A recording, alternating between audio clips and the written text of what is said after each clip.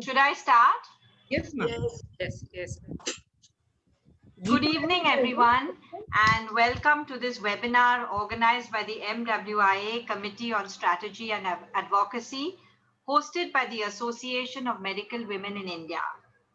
I would request Dr. Usha Saraya to please deliver the welcome address. She's been the past president of the Federation of Obstetric and Gynec Societies of India. She's been the president of the Association of Medical Women in India, vice president Central Asia of the MWIA, and she really needs no introduction to this audience, but all I'd like to say is that she has women's health close to her heart for the last many, many years. May I request Dr. Usha Saraya to welcome you all. Thank you. Can you hear me now? Yes, madam. Yes, madam. Yes, we can. Yes, that's right. That's better now. So dear faculty members and participants, thank you so much for joining this webinar. And I will begin by explaining a little bit about our committee and the genesis of this webinar. As many of you know well, MWIA has a few committees and few special interest groups, and this is to facilitate the working. And this committee, Strategy and Advocacy, was formed in 2016, that is in the last triennium of our centennial. And it was with the idea to see where we were after 100 years and where we would like to go after this and what's the road forwards. So this committee in the last triennium did remarkable work. And firstly, they had an online survey to find out from our members what were their aspirations, what was their experience as medical women, and what did they expect from MWIA, what sort of assistance if they wanted any. And the survey revealed many interesting points. Some were satisfied with their careers, but many felt it was really an uphill task to continue with their careers. Most of them felt they lacked any guidance on leadership and would welcome mentorship. What was apparent was they did not feel that they could develop to their full potential, and they felt they wanted to do that. The other point made very clear from this survey was that MWIA or the individual national societies cannot work alone, and they feel they need partnership with other organizations to have an impact on the work they do. So we realized that this is our roadmap and this is what our members want, and let us see what we can do. So just as we got started on thinking about our work, the COVID-19 was upon us and everything came to a standstill, and we had to wait. And then we realized unless we meet virtually, we cannot begin again. So that's why we've planned this, and we've selected the topics to suit these objectives.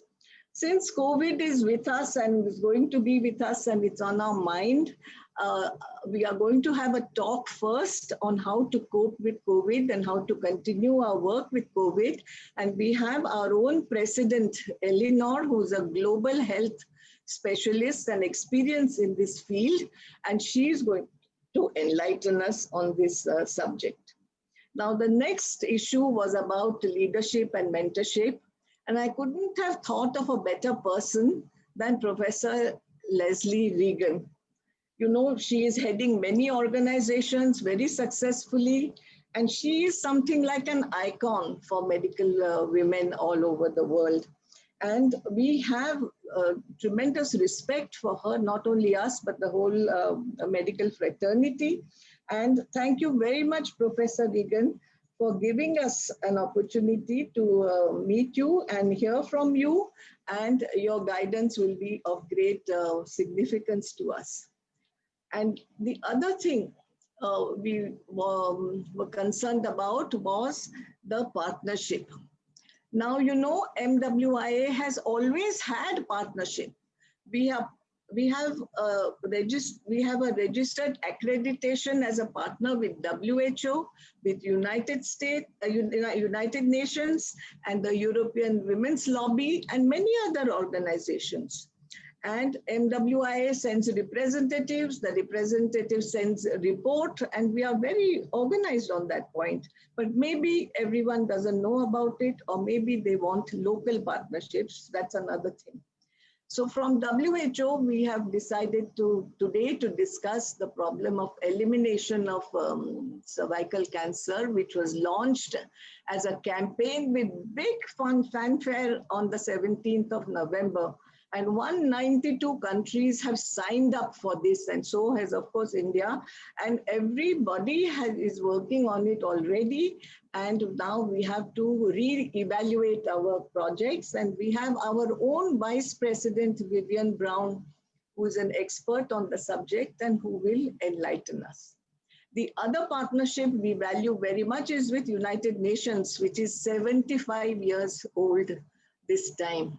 United Nations is always concerned about women. They have a section on United Nations Women with a woman director.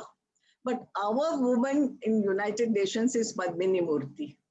We have direct access to United Nations through her and through Dr. Sati Keswani.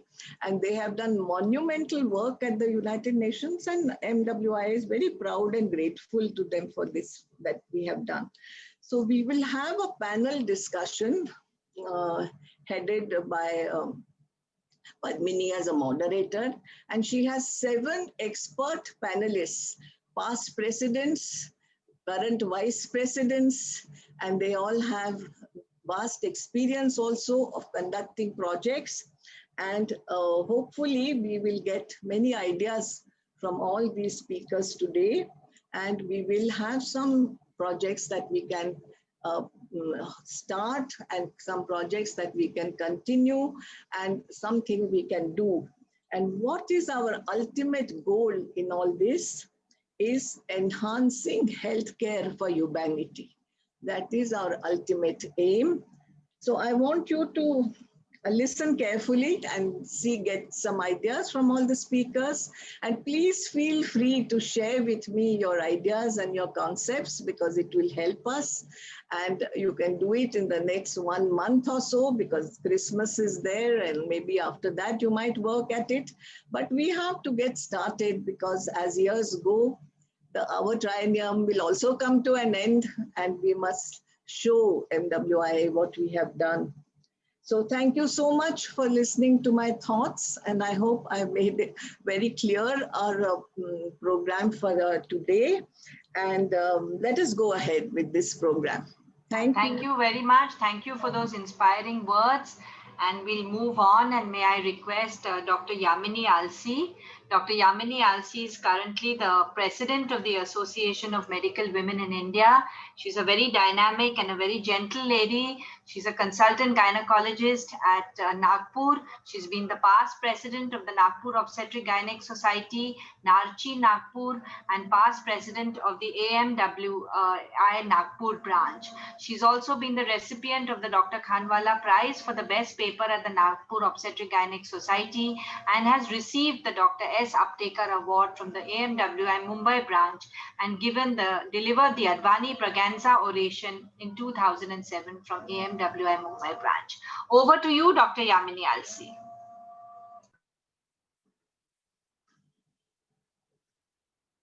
Yamini ma'am, you'll have to unmute yourself. Can you hear me? Yes, ma'am. Yeah. Good evening, everybody, and I welcome you all for this Strategic and Advocacy Committee of MWIA meeting. It's very great pleasure to introduce ever smiling lady, Dr. Eleanor Novo. I can see her.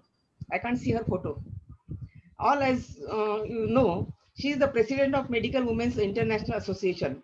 She is an active member of Medical Women's Association of Nigeria. She is recipient of most prestigious Irene Igodor Prize. She is expert and fighter for the women's rights and security. Working as an anesthesiologist in UK, she worked with many organizations like ECOWAS on for child trafficking, United Nations as a girls education, HIV and AIDS. Her contribution is national in a national action plan in Nigeria, stabilization strategy for core countries affected by Boko Haram, and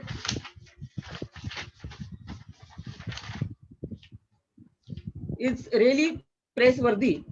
And she has got a lot of papers in her credit, and she's at work. She's working with chairperson of steering committee, and she is going to work on the working on the again working against the violence against the women. I present you, Dr. Eleanor, to you. Where is Dr. Eleanor? Thank you so very much, Dr. Yamini Alsi. I'm going to ask Dr. Garrett to assist with sharing my presentation, please. Yes. That's very kind of you to assist. Delighted to see friends from all over the world. This is the beauty of the Medical Women's International Association. Amit, share the slides, please. Yes, ma'am. Sharing the slide. Right, good. Thank you very much. Thank you. Very kind of you indeed. So I'll put my timer on. If you're having any challenges, let me know and I can adapt and share the screen. Are you all right there? Yeah, I think he's all right because we had tried it yesterday. So it came very well. Thank you, Dr. Amit. Excellent. Thanks very much indeed. Really much appreciated. So today I'm going to be talking about the role of advocacy in the response to the COVID-19 pandemic. Next, please. And it is a great honor and privilege for me to be invited by the Strategy and Advocacy Committee, chaired by our own Dr. Usha Saria. You know, a lot of us call her Auntie Usha, and there's a reason for that. So I'll tell you about that later. Presenting the chief guest's address and speech today, and hosted by the Association of Medical Women in India. Thank you for being the platform for hosting this today and for all your hard work. Today you can see that I'm wearing orange because this meeting is taking place as we commemorate 16 days of activism with the theme Orange the World, Fund, Respond, Prevent, and Collect. We're standing on the very broad shoulders of our MWIA funders. You will see a palm tree from my own village in Nigeria surrounded by cassava, because we have a saying that when you enjoy the shade of a tree on a hot, sunny day, spare a thought for those who labored hard to plant the tree. And that's why I cannot take a step without saluting our founding mothers who planted the trees under which we find shade today. So very quickly, my presentation outline looks at advocacy, the COVID-19, and why we must advocate, the MWIA Voice for Advocacy, what advocacy tools exist, examples of the advocacy that we've been doing over the years, and especially during this tenure, and then what are the opportunities going forward. So I'm going to take my definitions from the Merriam-Webster's and Wikipedia, and Merriam-Webster says it's the advocacy is the act or process of supporting a cause or a proposal, and the act or process of advocating. So when Dr. Usha Saria said, the work of the committee is enhancing healthcare for humanity, we need to see how we can advocate and to show MWIA what we have done. Now, Wikipedia goes further to say that advocacy is an activity by an individual or group, such as ours, that aims to influence decisions within the political, economic, and social institutions, etc. Advocacy can include activities that a person or organization like MWIA undertakes, including media campaigns, public speaking, commissioning, and publishing research. So let me start with quotes from two very different generations. One from Malala Yousafzai: when the world is silent, even one voice becomes powerful. And we have many of those voices in MWIA. How do we speak up where we are, even as one voice?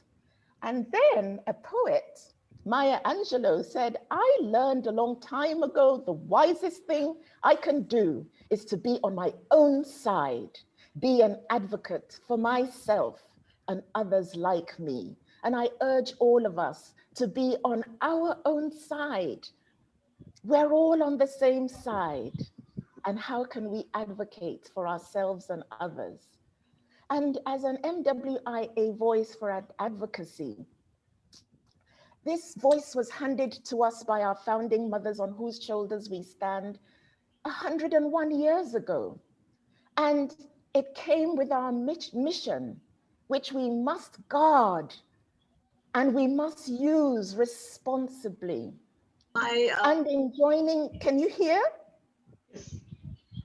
All Yes, right. So MWIA joins our voice with the voices of all those around the world who are focused right now on saving lives, lifting morale through every method and manner of expression within the COVID-19 pandemic. That's a picture with the president of Nigeria. And I want to use this opportunity to salute our brave colleagues in different parts of the world who have been the frontline workers. So why should we advocate regarding COVID-19 as MWIA? First, we can make a difference. As soon as COVID-19 was announced as a pandemic, we sent out a rallying call and support for our frontline colleagues. In one case, in complete reversal of funding, we had members from the Global South donating to the Global North, to our colleagues, for example, in Italy. And that is what MWIA is all about. During the pandemic, the ILO noted that nearly 100 women health workers are working relentlessly in hospitals, in homes. So we form 70% of the industry. Sadly, we've had some heads of governments in denial to this day of the COVID-19 pandemic. Can you believe when I looked at the history of the 1918 pandemic, there was a mask controversy in Philadelphia. And today, 100 years later, there's still a mask controversy in different parts of the world. And then there are issues around vaccine hesitancy, where we can play a role in sensitization. The vaccines are coming on board. We as MWIA have a strong role in advocating for inclusive distribution policies and monitoring. So there was a very recent study by a women's major group, and the reference is there, on the future of advocacy. And they showed how the decreased ability to meet in person plays a key part on why many of advocacy tools are reported as ineffective. So tools like mobilizing civil society with rallies, demonstrations, decision-making spaces, going to the UN like the CSW, as we have heard, championed by our own Padmini Murthy. And So we haven't been able to have those in-person meetings and to bump into one another.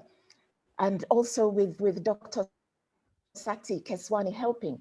So there are other tools like community activities, webinars, media visibility, meeting with funding agencies, writing letters to decision makers. Those are all advocacy tools. So we have been, over the years, doing quite a lot. Today, we have the Social Media Committee that was launched not too long ago by Dr. Mandakinime, led by her and her team. Then we have the Worthy campaign, Women's Rights to Health Information, which has been so applauded that it is even on the WHO work plan. Very recently, thanks to our own Professor Vivian Brown, we were able to contribute to a book on menopause. And I know, again, Professor Padmini has a paragraph there. Quite recently, I was invited by the Federation of Medical Women of Canada, and I was able to ask some pertinent questions in the event which they hosted, thanks to Dr. Carissa Patricelli, our head of the WPS committee, Dr. Nahid Azad, and Dr. Karen Breek. And we were able to speak to the WPS ambassador of Canada regarding women, peace, and security. Hot off the press, we have a WPS tracker. And we have to thank the Social Media Committee and especially Bev Johnson. And if you look at these numbers, we've got on Twitter 1,138 followers. That's good, but we can do better than that. Facebook, we have our public page, and in November alone, we had 111 post engagements. Our YMWIA, very, very vibrant, and thanks to the leadership of Genevieve Coolhouse. Coming up soon is a study on member survey, a survey on members and the experiences with COVID and the scientific committee. And I've only named a few. Thank you, Dr. Magda Simonis. We've got our very, very, very active committee members. And there's a lot that you can do around advocacy. Now, in the context of COVID, Winston Churchill said, never let a good crisis go to waste. We are in a crisis situation. We're in crisis mode. We've had the first wave. Some countries are having the second wave of the COVID pandemic. But a crisis is an opportunity for endless innovation and creativity. So here we are as MWIA, and just like Dr. Usha Soraya mentioned, we've been working with WHO. We were able to send in a strong statement this year, and I salute the WHO representatives over the years that have put MWIA on the WHO map. How can we call ourselves a leading medical women's organization and we are not in the corridors of WHO? So we will strengthen our statements, we'll strengthen our visibility, and we will reach out through the Advocacy and Strategy Committee to make our voices more powerful at the WHO. Through my connections, I was able to link MWIA to Gavi. I paid a personal visit to the United Nations Deputy Secretary General and the President of the General Assembly when he visited Nigeria. And the Deputy Secretary General said she was concerned about mental health and she wanted MWIA to take that up. Thanks to Dr. Vivian Brown, we have an alliance with the Cervical Cancer Action for Elimination. You saw the picture of my visiting the president, starting at home and visiting the president of my country. And through one of our own, we are also We have an alliance with the business and professional women. We would have had a meeting in June if not for COVID. And those are just very few examples of the tremendous work that MWIA members are doing around the world. I want to share the Women's Rights to Health Information campaign. And the campaign is such that women as bearers, rearers, and carers in every home have the right to life-saving health information useful to themselves, because you know how we are. We're so busy looking after others. Sometimes we don't have time for ourselves. But health information that's important for us, and health information with which we can use to impact the lives of our families. The women's rights to health information can serve in the context of COVID as an efficient vehicle for community sensitization. Recently, WHO announced that the biggest issue they would have on the Africa continent would be community sensitization and monitoring. Hello, that's where MWIA can step in. So we need to move in, and I'm charging the Advocacy and Strategy Committee, reach out to WHO, tell them about the MWIA Worthy campaign, and let's position ourselves, because we are best positioned and we should be the preferred partner. Today, there's good news. We have the emergence of Pfizer, AstraZeneca, Moderna vaccines, and others coming up. We can lend that voice of advocacy.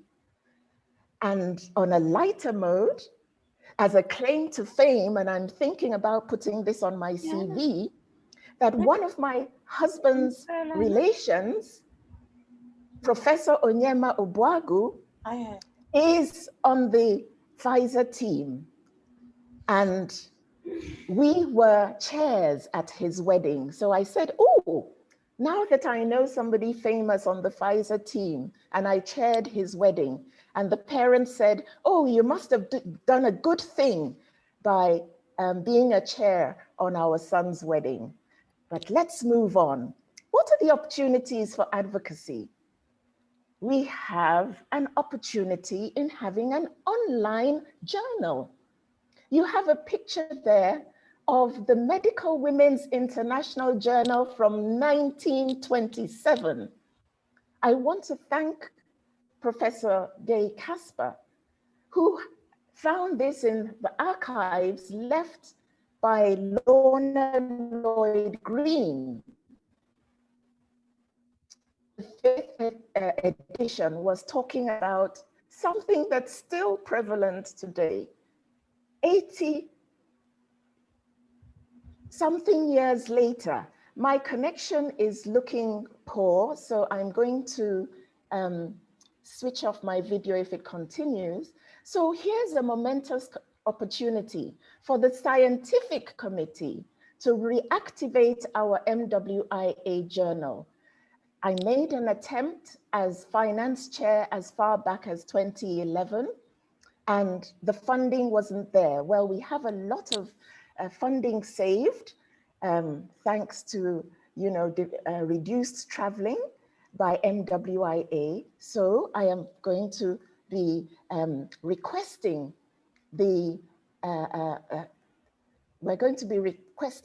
EXCO to look at this again.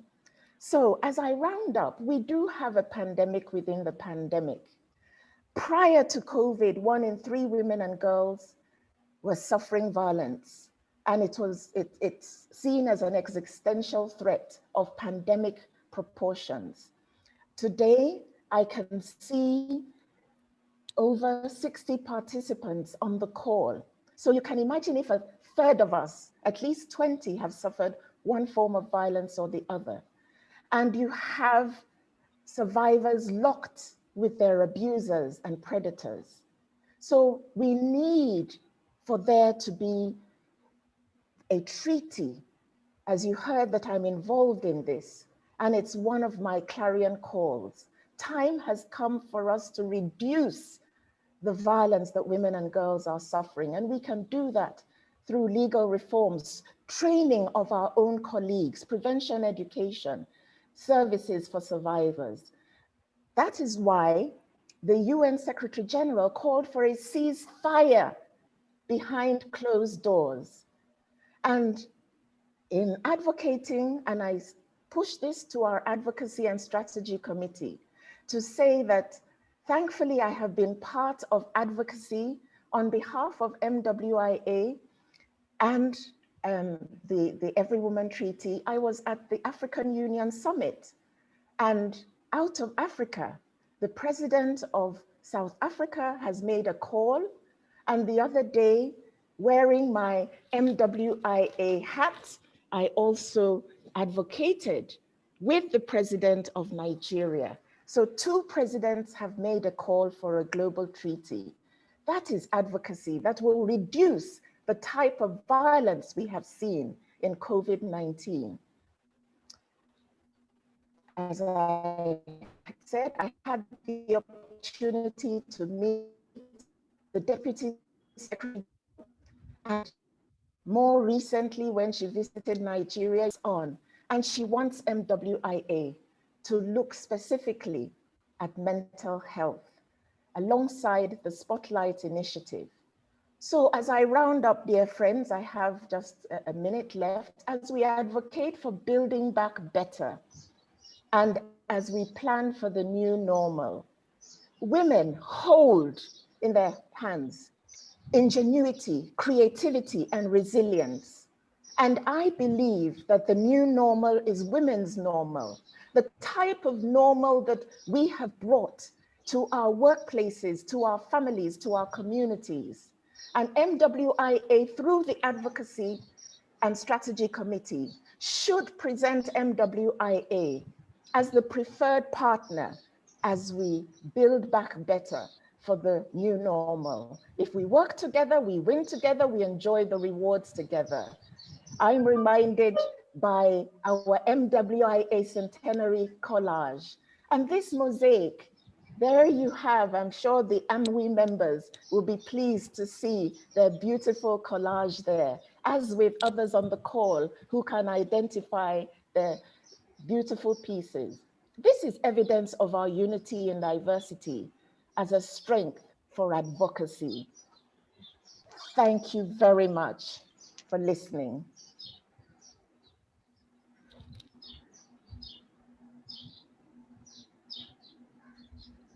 Thank you very much, Dr. Eleanor, for the role of advocacy in response to the COVID-19 pandemic.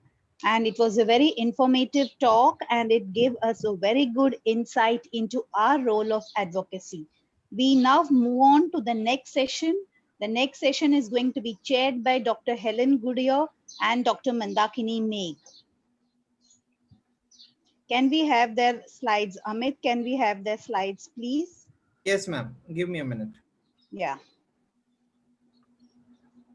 Dr. Helen Goodyear is a consultant pediatrician specializing in pediatric dermatology, University Hospital of Birmingham, and Associate Postgraduate Dean Health Education, England, West Midlands, UK for careers, less than full-time training and professional support, and Medical Women's Federation UK past president, MWIA Northern Europe Vice President 2013 to 2016, and MWIA Chair of Ethics and Resolution Committee 2013 to 2019, MWIA Treasurer 2019 onwards. Welcome, Dr. Helen Goodyear. And to chair along with her, we have our very own Dr. Mandakini Meg, who is our chairperson, ICOG FOXY 2020 to 2021, International Vice President of MWIA Central Asia, Vice President AMWI Central Council FOXY 2012, and past President and Dean of Indian Federation of Ultrasound in Medicine and Biology, Deputy Director of Health Services, Government of Maharashtra, and she has received several awards and with special interest on women empowerment, domestic violence, contraception, and family welfare. Dr. Mandakini Meg, welcome to this particular session. Can I request the chairpersons to conduct the session, please?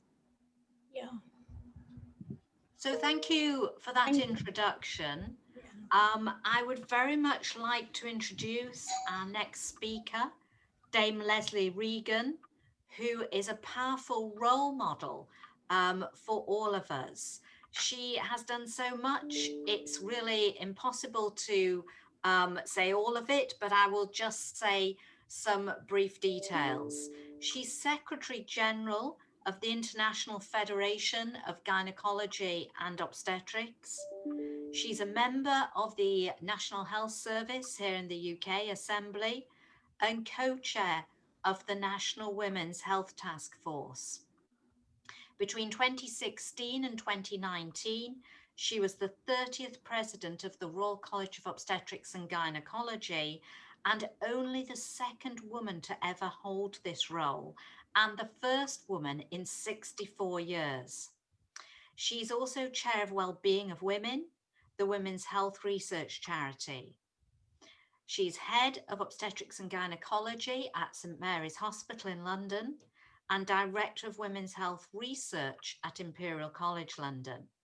She's co-director of the UK Pregnancy Baby Biobank and co-chair of the People and Culture Committee for the Department of Metabolism, Digestion and Reproduction.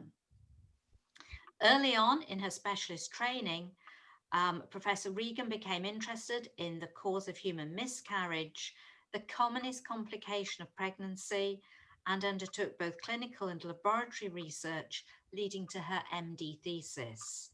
The recurrent miscarriage clinic that she established at St Mary's 30 years ago is the largest tertiary referral centre worldwide and has set the gold standards for clinical care and research methodology internationally. In 2015, she received an honorary fellowship of the American College and a doctorate of science from University College London for her contribution to women's health. And in the 2020 Queen New Year's Honour List, she was awarded a DBE for her services to women's health. So I'm delighted to welcome you, Leslie, and particularly for your keynote address on strategies for advancement of medical women. Thank you very much indeed. Thank you very much indeed, Helen. It's very generous of you. And thank you very much to all of the MWIA for inviting me. I'm just going to see whether I can share my screen with you, because I would like to show you some Please, ma'am, please. Right. Now, I hope you can see those. Oopsie, no, wrong place. Yes, we can see. Lovely. Thank you so much for your patience. Okay. So thank you, dear colleagues, for inviting me. I confess I'm rather nervous because I really don't know what I should best focus on. How can I talk about strategies for advancement of medical women in the next 20 minutes? And also to such an accomplished group. So I thought about what I could do, and of course I could talk about leadership, and I could give you lots of tedious text slides about what you should do and how you define it and the different styles of leadership and the qualities that individuals need, and particularly women need, I think, to be effective leaders. And of course, there's an enormous literature. I think this is a particularly nice quote from Michael West, who's a senior fellow at the UK King's Fund. Leadership is the most important influence on our culture. Every interaction by every leader in healthcare shapes the culture of their organizations. But I decided that possibly what I should think about is the fact that it's very difficult to go on a journey unless you know where you've come from and where you're planning to go to. And I think it's very important that for us to remember, as women leaders in the world of medicine, added science, technology and engineering and mathematics, STEM, that is only 100 years ago since most of us got the vote. And here's a picture of some of the suffragettes on the 6th of February, 1918, 100 years ago, 102 years ago now, when millions more women around the world got the vote. And this in the UK was encapsulated by the Representation of the People Act in the UK. And here's a picture of me standing on the left-hand side beside the statue of Millicent Fawcett, who's a suffragette that not that many people have actually heard of. They've all heard of Emmeline Pankhurst and the woman who threw herself in front of the King's horse, but it was actually Millicent Garrett Fawcett, who was the peaceful suffragist who really did so much work for it. And here you see her on the left-hand side on this beautiful plinth in her gorgeous gown. I'll come back to that in a moment, wearing this banner, "Courage calls to courage everywhere." And what I also want to point out to you are these photographs. There's 59 of them around the plinth, all around this four-sided plinth. And the 60th is a blank one because there was one woman who never in history had a name. And if you look on the right-hand side, this is Parliament Square in London, and you see the beautiful relief of this fabulously cast bronze of this woman who really did change the world for women, not just in the UK, but I think globally because of her stance and her followers. So thank you to Millicent Fawcett. When this statue went up in April 2018, there was a very moving address by Theresa May, who was then our Prime Minister. And it was one of the very few times I've ever heard Theresa May be emotional, but she was in tears. Now, UK medical women pioneers, because I'm not going to presume to tell you about the pioneers in India or in other parts of the world, it's often referred to as the sticky floor. And in this slide, there's a picture of the entrance to Apothecaries Hall, because of course, in the last century, or rather in the 19th century, medical schools didn't knowingly accept women. And the only women in the UK who became qualified doctors were those who posed as men. So these first women passed their exams incognito, and they managed to do so at the Society of Apothecaries. And as soon as those apothecaries discovered the loophole, of course, they closed it. But by then, some women had qualified and could work as doctors. And here's this beautiful, beautiful oil painting of Elizabeth Garrett Anderson, who was the first woman to qualify in Britain. She's painted by John Singer Sargent, and you can probably see that because if you look at the beautiful detail of her hands here, which are very Sargent-esque, but she was both a physician and a surgeon, but the medical establishment here wouldn't accept her. She had to qualify through the Society of Apothecaries. And then she worked at the Elizabeth Garrett Anderson Hospital, which she set up and funded herself because the men wouldn't let her into any of the other hospitals. Now, you might think that's rather strange, but this is a photograph, or rather, it's another oil painting, and this is Carol Black, one of the first female presidents of the Royal College of Physicians, which Garrett Anderson helped to contribute to. And here's a quote from Sir Richard Douglas, just in 1907, just over 100 years ago: "Women ought not to be encouraged to enter a profession for which they were constitutionally unfitted." So it's extraordinary, isn't it, what we've had to actually contend with over the years. And then I thought, well, perhaps I could do the bit about providing you with lots of quotes about angry women being cross with men or cross with the world. And this is a quote from Rebecca West. "I myself have never been able to find out precisely what the meaning of feminism is. I only know that people call me a feminist whenever I express sentiments that differentiate me from a doormat." But I didn't really think that those sort of quotes, or more of them, were going to really push things forward and be strategically important for the important women on this call who will be our definitive leaders for the future. So instead, I'm going to be very positive. I'm going to talk about some of the positive things. And this is a photograph that was published in the British Medical Journal a couple of years ago, entitled "All the President's Women." Obviously, a con on that All the President's Men film of years ago.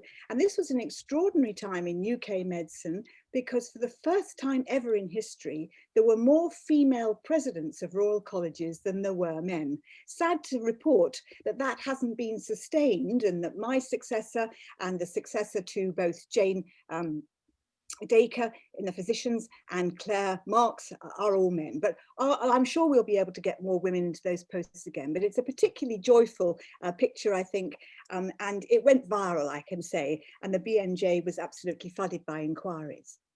And it was at about that time that Jane Dacre and Claire Marks and myself organised this Women in Medicine exhibition at the Royal College of Physicians. And for 6 weeks, there were all these fabulous life-size posters hanging all over the walls, in some ways covering up some of the pictures of the men on the part. And I'll come back to the pictures on the walls again, because I think it's a very important thing we do strategically, and that is to celebrate women and celebrate their achievements and put their photographs up on the wall. But that's a little glimpse.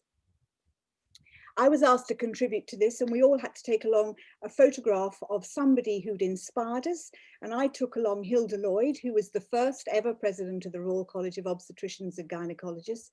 And she came into office in 1949, so just after the Second World War. And she was an extraordinary woman, really a woman ahead of her time. Remember that in 1949, the Queen Mother was on the throne, obviously. She'd just been admitted to the RCOG as an honorary fellow, and Hilda became the first female president of the RCOG. Not only that, she was the first female president of any of the medical royal colleges.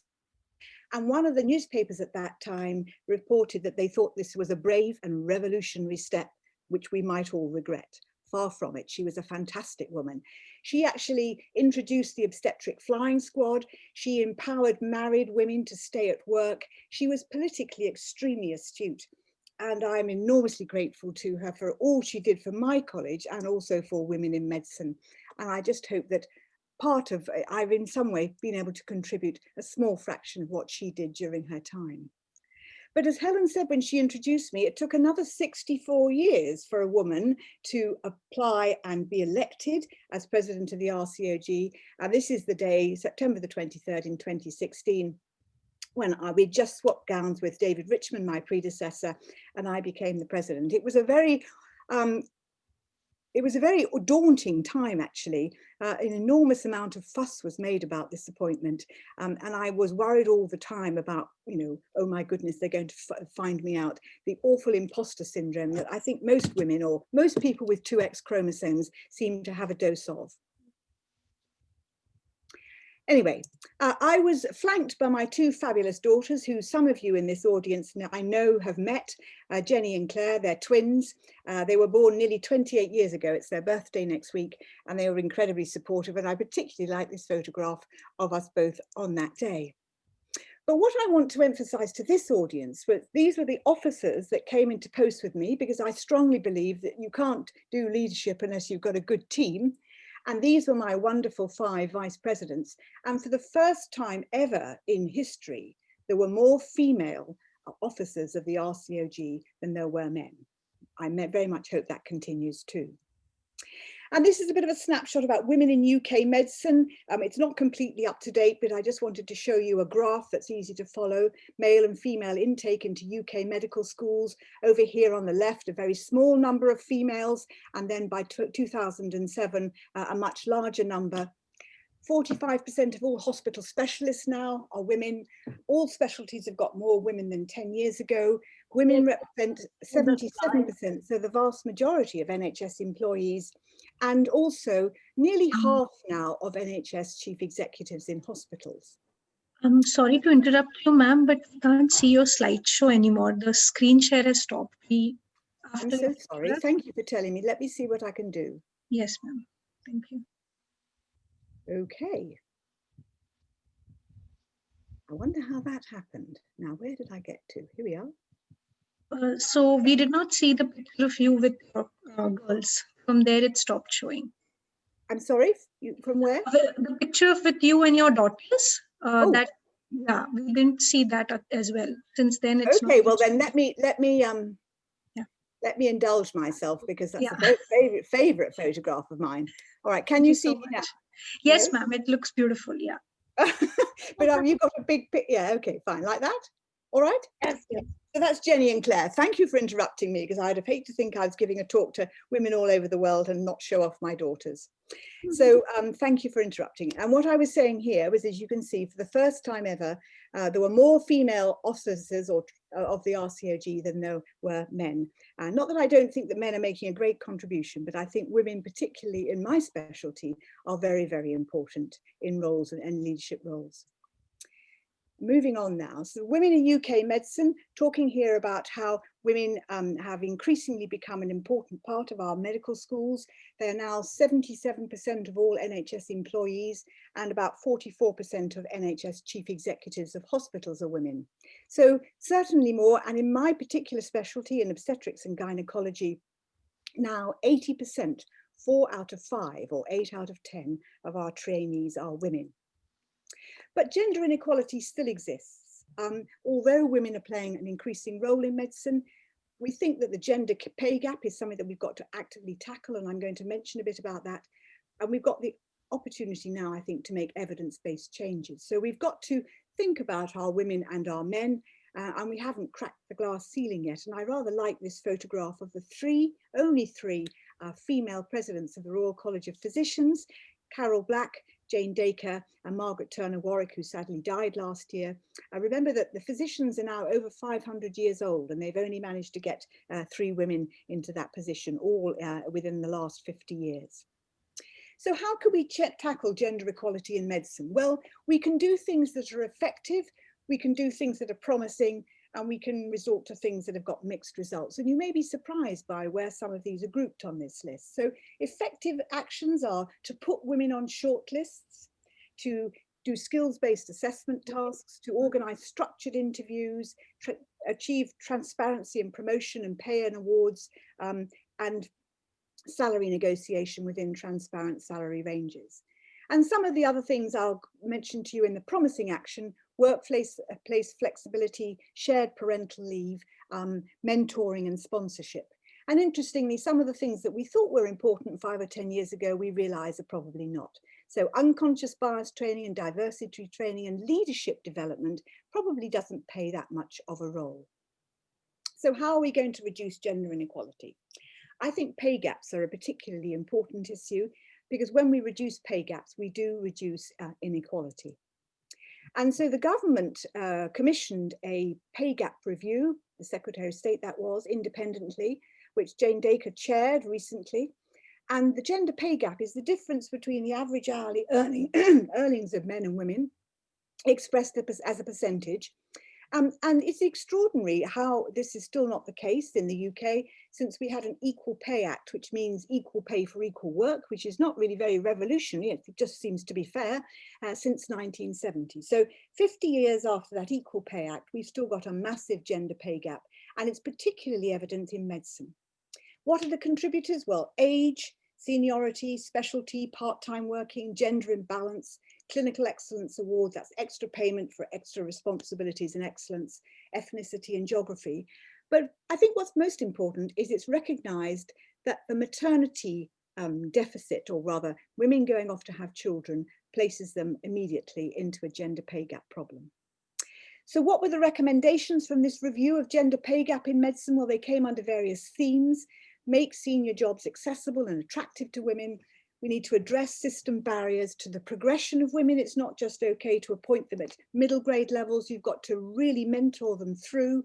Increase transparency. Sometimes we have to mandate changes in order to make them happen, and then have the change help to make further change. We've got to change behaviour and cultures, the clinical excellence awards, as I said, and more intersectionality. One of the things that I think has made a big difference, certainly in the UK, and I know that other countries have followed suit, is the introduction of the Scientific Women's Academic Network, which is colloquially known as Athena Swan. And this was introduced in 2011 to address the gender inequality in STEM subjects by none other than Sally Davis, who was our first female chief medical officer and a real champion of women. And I just rather love this beginning of this article that was written in the British Medical Journal. It starts as, and I quote, "Is it difficult being a woman scientist?" The biochemist Dorothy Crowfoot Hodgkin was asked at a high table dinner in an Oxford college by the man sitting next to her. "Not since I won the Nobel Prize," she replied, which I always think is a rather lovely quote. But anyway, Sally Davis introduced this Swan academic network, and what she very cleverly did was she linked funding incentives to women being promoted in leadership roles. And what she noted, that going back to 2006, was that there was a disproportionately large pool of male leaders who were kept seeking repeated leadership, more often than females, and explained the dearth of female directors. But what she said was that your department won't get National Institute Health Research funding unless you demonstrate some form of gender equity program. And this is what happened. Look at that, a dramatic lead. So it just goes to show that money talks, which shouldn't be the best or the most driving reason for this change, but it certainly was very effective. And between 2011 and 2020, I think Sally Davis's influence over that really has changed, and there are many more female research leaders driven by this ability for departments to get funding. That's all rather dry, I think. So I thought I'd also talk about my survival kit, or a personal view. And for those of you who know me, apologies if some of this you've heard before. I've always called it the S's, because I think you need stamina and skill and a sense of humour, and in particular, special mentors and support. And I suppose also safety valves and luck. So I'm going to go and have a look at some of those, if I may, with you in a quick whistle-stop tour. So what are the overwhelming themes in resilient people? That's what I was always told to think about. Positive and proactive personalities, sense of control, flexibility, balance and perspective, social support.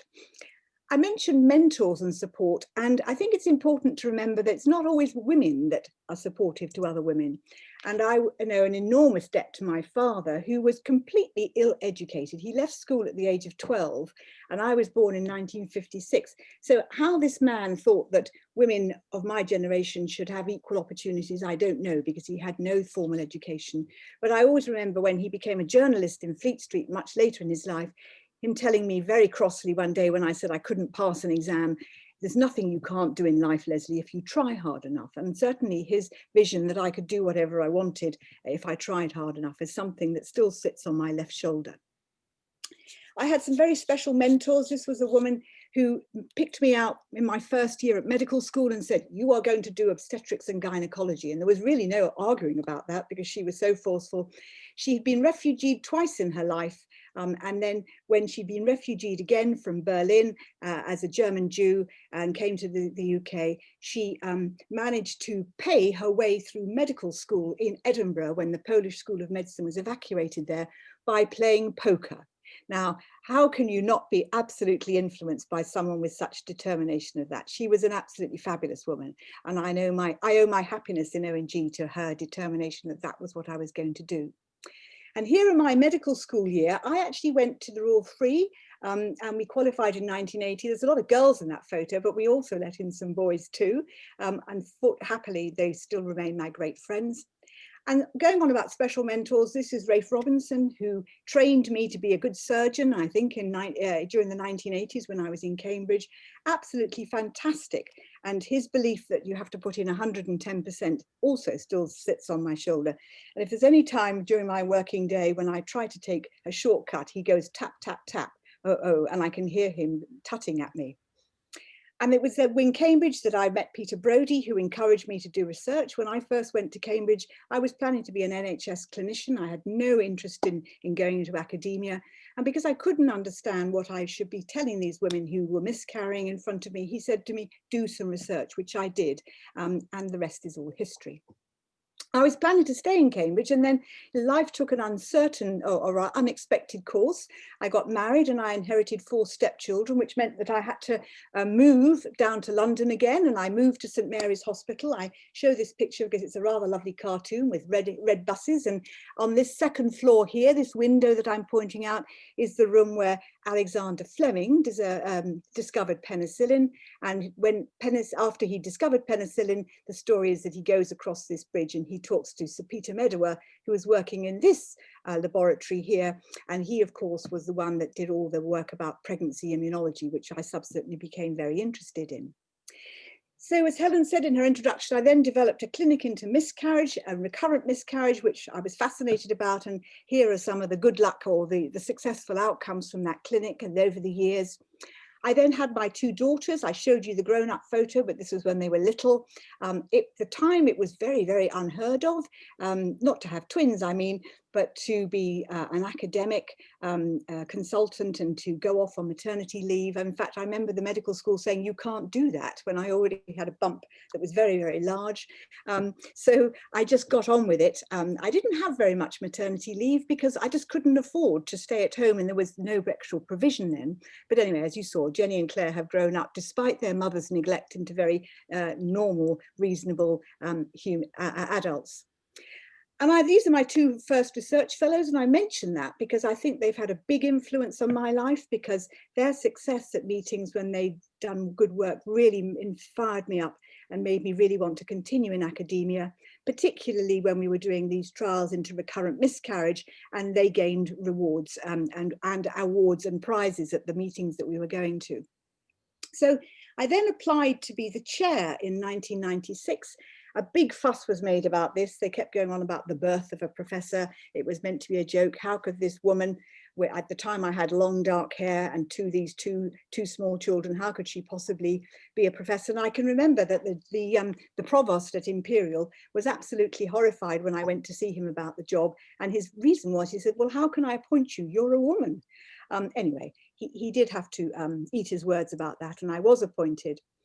And soon after that, I went on a sabbatical. So that's another S for sabbatical, in 1997, again with my girls. And that's where I wrote my miscarriage book and did quite a lot of laboratory research. And this is a book designed for patients. It's meant to be what every woman needs to know. And I still think, although it's never made me any money, it's been one of the most valuable contributions I've made to the field, because so many women write to me saying that they now feel so much more confident now that they understand some of the causes. Another thing that I found was that you need to do things that uplift you. So S is for singing and symphony orchestras. I don't play in a symphony orchestra, hopefully, sadly, but I do sing in a choir, and I found that particularly fun. And as I said, S is also for safety valve, and these are various pictures of the girls as they've grown up. The other thing I wanted to mention was leadership courses. I was a bit disparaging about them earlier, but back in 10 years ago, I went to the leadership course in the USA. They'd not had anyone from Europe before, and they gave me a scholarship to do this. And I met an extraordinary group of American medical academics. We're all pictured there, all looking rather stylized, I think, but they were incredibly helpful. And it really made me start to think. So bits of time to think and sabbaticals, I think, are really important in terms of developing yourself and your next steps. And when I came back, I took up Sally Davis's offer to help her write a report on women's health. And this was a report that wasn't talking about disease intervention. It was talking about the missed opportunities and women at risk of harm, women who are falling through the cracks, and thinking more about prevention rather than disease intervention, which is very much how the last decade of my life at work has gone. I then became the honorary president in 2014 and was lucky enough to be given the strategy role at the RCOG. And that was particularly important because at that time, I'd started becoming very interested in global health work and was very inspired by Michelle Bachelet, who was the first executive director of UN Women. And I've applied for and managed to get some funding from the large anonymous US donor to run this program into promoting safe abortion and postpartum family planning, called the Leading Safe Choices program, which was enormously helpful for me professionally, and I think for the women that we cared for. I actually made a big liaison with Asha Kasliwal, who is the president of the Faculty of Sexual and Reproductive Health. And I include her here because here she's paying tribute to one of her mentors. And she is, of course, a Mumbaiker. So I thought that Usha would like to see her on the photograph today. But it was Asha's help to help me get that abortion and contraception program running in Africa that really was part of the deal. And here I am handing back that Leading Safe Choices program to the Western Cape Department of Health, which I think was a real triumph. And I'm paying tribute here to this wonderful woman, Judiat Ranape, who's a nurse who helped me set up the abortion clinics in the Cape of Africa, Cape Town. And the abortion law there is the most liberal in the world, and yet their capacity is very poor because clinicians wouldn't buy into it. So we did think that possibly we shouldn't have called this the Leading Safe Choices program, but perhaps we should have called it the Changing Hearts and Minds program. But I pay tribute to Judiat because there is nobody who couldn't see that smile and have their voice or their heart changed or their mind changed. She did a fantastic job. So during my presidency, one of the other really good things that happened was that Kate Middleton, or the Duchess of Cambridge, became our patron, and much hoo-ha was made about that. I was also very excited that Jill Walton became the president, or rather the general secretary of the Royal College of Midwives, because I really wanted to link up with midwifery colleagues, because there was always this tension between midwives and obstetrician, and we've had some terrible scandals in maternity units in the UK. And I think by becoming supporters of each other, she always used to say, we're meant to be standing shoulder to shoulder, but Leslie's so short, which these two photographs emphasize. I was always under her armpit usually, but anyway, we both became honorary fellows of our respective colleges. And I think that's done a lot to cement good practice, and very much hope that that will continue for the future. A real tribute to Jill. She's an inspiring woman. And the other thing that Helen mentioned in her introduction was that I then launched this Women's Health Task Force nationally. And this is a picture of myself with Jackie Doyle-Price, who was the then Minister of Health with the women's portfolio.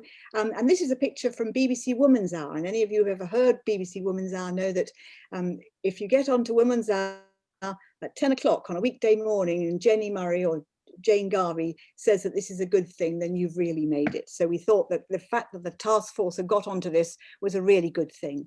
And this was a strategy to try to make life better for women, with a view that since we represent 51% of the population, if we do this for women, we'll make it better for everyone, because of course, women don't just look after themselves, they look after everybody else in the population. And this culminated in the publication of the Better for Women report last December, which if anyone would like it, just send me your email and I'll send you a PDF copy. It's a very, very good report. It's not rocket science, it's how to do it better for less using common sense. And that's always been one of the things that I felt was most important in life. Now, I'm conscious of the fact that I'm talking to a global audience, so I'm very proud of the fact that I'm the Honorary Secretary of FIGO. And here I am with my co-trustees and officers shortly after we returned from the Rio elections. And you'll see that although when we went to Rio, we had 6 male officers, we've managed to swing the gender balance to 50-50 by the time we returned. And my tribute to everybody there, but particularly to Christine Tippett on the right-hand side, and to Jean Connery, who's the president-elect and who will be taking over in Sydney 2021, this time next year in October. So FIGO, the global voice for women's health, which I hope I'll be able to contribute to going forward in the future. Now, I just wanted to remind you about Hilda Lloyd, that first female PRCOG who I owe such a debt to. As I said to you, I'm really sorry to interrupt. I'm finishing. Thank you. Yeah. So my final thoughts are, you need to get rid of imposter syndrome, because you can do it, every single one of you. You mustn't forget what my dad told me all those years ago, you can't win a race unless you join it. And we've really got to encourage other women to apply for jobs and promotion, merit awards and prizes. Because as Madeleine Albright always said to us, or continues to remind us, there's a special place in hell reserved for women who don't help other women. So learn from your mistakes, never waste a good crisis. The previous speaker reminded you of that. But I think most important is opportunities very rarely make appointments. They come and they take you by surprise. So you need to grab them before they pass you by. The only thing I've ever regretted in my career is not doing something, not doing it, even when it was a mistake. And I just remind you as well to read this book, Half the Sky, and remind you that history or historians are going to look back at us and wonder what was the main driver in the 21st century. In the 19th, it was the abolition of slavery. In the 20th century, it was tackling racial discrimination. But the historians will look back on our generation, the 21st century, and they'll be asking, did we achieve gender equity? So thank you, and I'm sorry that I've run over time, Helen. It was a pleasure to speak to you, and I'm happy to be listening into the rest of the meeting. So Leslie, thank you so much for such an inspiring talk. I loved the survival kit. I remember all those S's, and I think it shows us that the glass ceiling, or the cling film ceiling, as it's sometimes called, can be gone through, that we can achieve all of these things. So thank you so much. Pleasure, thank you. Yeah. Over to you, Manda. Yeah. So Helen, thank you very much for being my co-chair, and thank you, Madam Leslie Regan, for that very, very inspiring speech. It was mesmerizing, and we were just, it was such a, in-depth evolution of women's surgeon, and you are showing the gender gap and the challenges ahead to the strategy committee. And also I'd like to thank Usha Sarya madam for organizing such a, prestigious workshop and webinar on the strategy and the advocacy committee. So with this, I will like to introduce the next speaker, Dr. Vivian Brown. May I have her CV, please? Please display the CV. Yeah. So it's my pleasure and that to introduce Dr. Vivian Brown, my co-vice president. She is one of the executive members of the MWIA, and Dr. Vivian has done a tremendous work in the area of the cervical cancer prevention. All of us know that cervical cancer prevention is on the top priority of WHO also, and WHO has recently launched 1790 this program on the 17th of November. So Dr. Vivian Brown is a very vivacious person and very, very warm and cordial person. And she is an assistant professor in the Department of Family and Community Medicine, University of Toronto. She is the vice president of the North America Medical Women International Association. She was the founder chair of the Canada's HPV Advocacy Week of Physician of the Year and region of Toronto in 2012. With this, I'd like to present Dr. Vivian Brown. She's going to talk on the cervical cancer. Vivian, floor is yours. Vivian, yeah. Thank you so much, Madam Bikini. Thank you. Thank you. I'm honored to be here and honored to have the opportunity to speak with this audience. I just want to be sure that everybody can see my screen. Is that clear? Yes, ma'am. You can see the slides? Yes. Okay, perfect. So first of all, it's an honor to be here. I want to thank Usha for inviting me. And I also want to say that it's a pleasure to have heard Professor Dame Regan speaking, because so many of the themes you talked about are themes that I think are important for everyone. You know, when you talk about your father and his impact, I think that my father was a feminist before it was fashionable, because he felt his girls could do anything. And I think it's really interesting that you ended up talking about collaboration and the many people that you've collaborated over the years with. And I think that as Medical Women's International Association, we learn by collaborating. And the Federation of Medical Women of Canada has had the pleasure of collaborating with the American Medical Women's Association and Dr. Murthy on many different occasions, and we all benefit by collaboration. So thank you for that wonderful speech, Leslie. I think it was really very inspiring. What I'm going to talk about in the next few minutes is the global strategy for the elimination of cervical cancer, because this is something that affects women worldwide. And I think it's something that MWIA is very, very encouraged to participate in, and it's a very important initiative. In terms of disclosures, I will tell you that I am a board member of an organization in Canada that's run through Public Health Canada called Immunize Canada. And Immunize Canada's work is to promote and advocate around immunization. As a reminder, MWIA was founded in 1919, and it was an American physician and public health pioneer that created this organization. And she was involved with public health long before it was understood to be public health. She worked on the women's suffragette campaign in Oregon, and she founded Everybody's Equal Suffragette League ahead of the 1912 election. So some of the same themes that we've just talked about and that we've just heard from Professor Regan echo through MWIA. And the aims of MWIA are to offer medical women the opportunity to meet like we are right now, looking to promote general interest of medical women by developing cooperation, friendship, and understanding without regard to race, religion, or political views, to really overcome the gender-related differences in healthcare and to understand the inequalities in the medical profession. So here we are fulfilling the aims of MWIA as we talk about the various issues and various interests. As we all understand, our relations with the World Health Organization are very important. We are members of the UN Department of Global Communication. We have a Category 2 status with the United Nations. And so this collaboration, this understanding that we need to work together is so important. Dr. Watanabe mentioned that we are now working with Gavi. So when we talk about immunization, that kind of relationship is so critical. And so there are many projects that MWA is involved with, and these are just some of them that are ongoing projects, and of course, very important. But in our July 2019 meeting, which was our 100th anniversary, one of the issues that we actually took on as a major project for the next triennium was the prevention of cervical and other HPV-related cancers. And that's what I want to focus on for the next few minutes.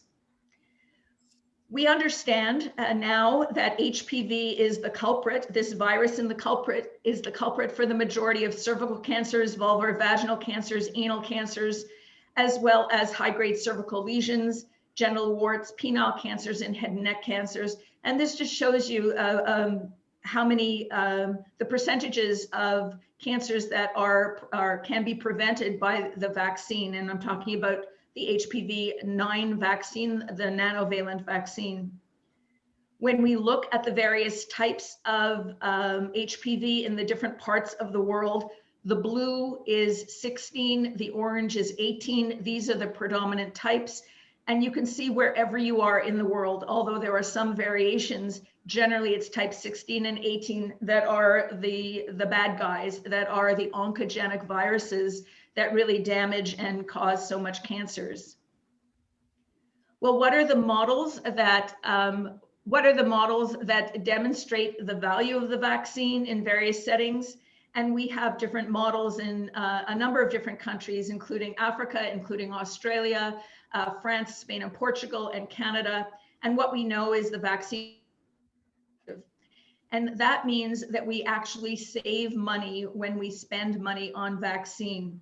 You know, often we're asked about what is the cost of vaccination.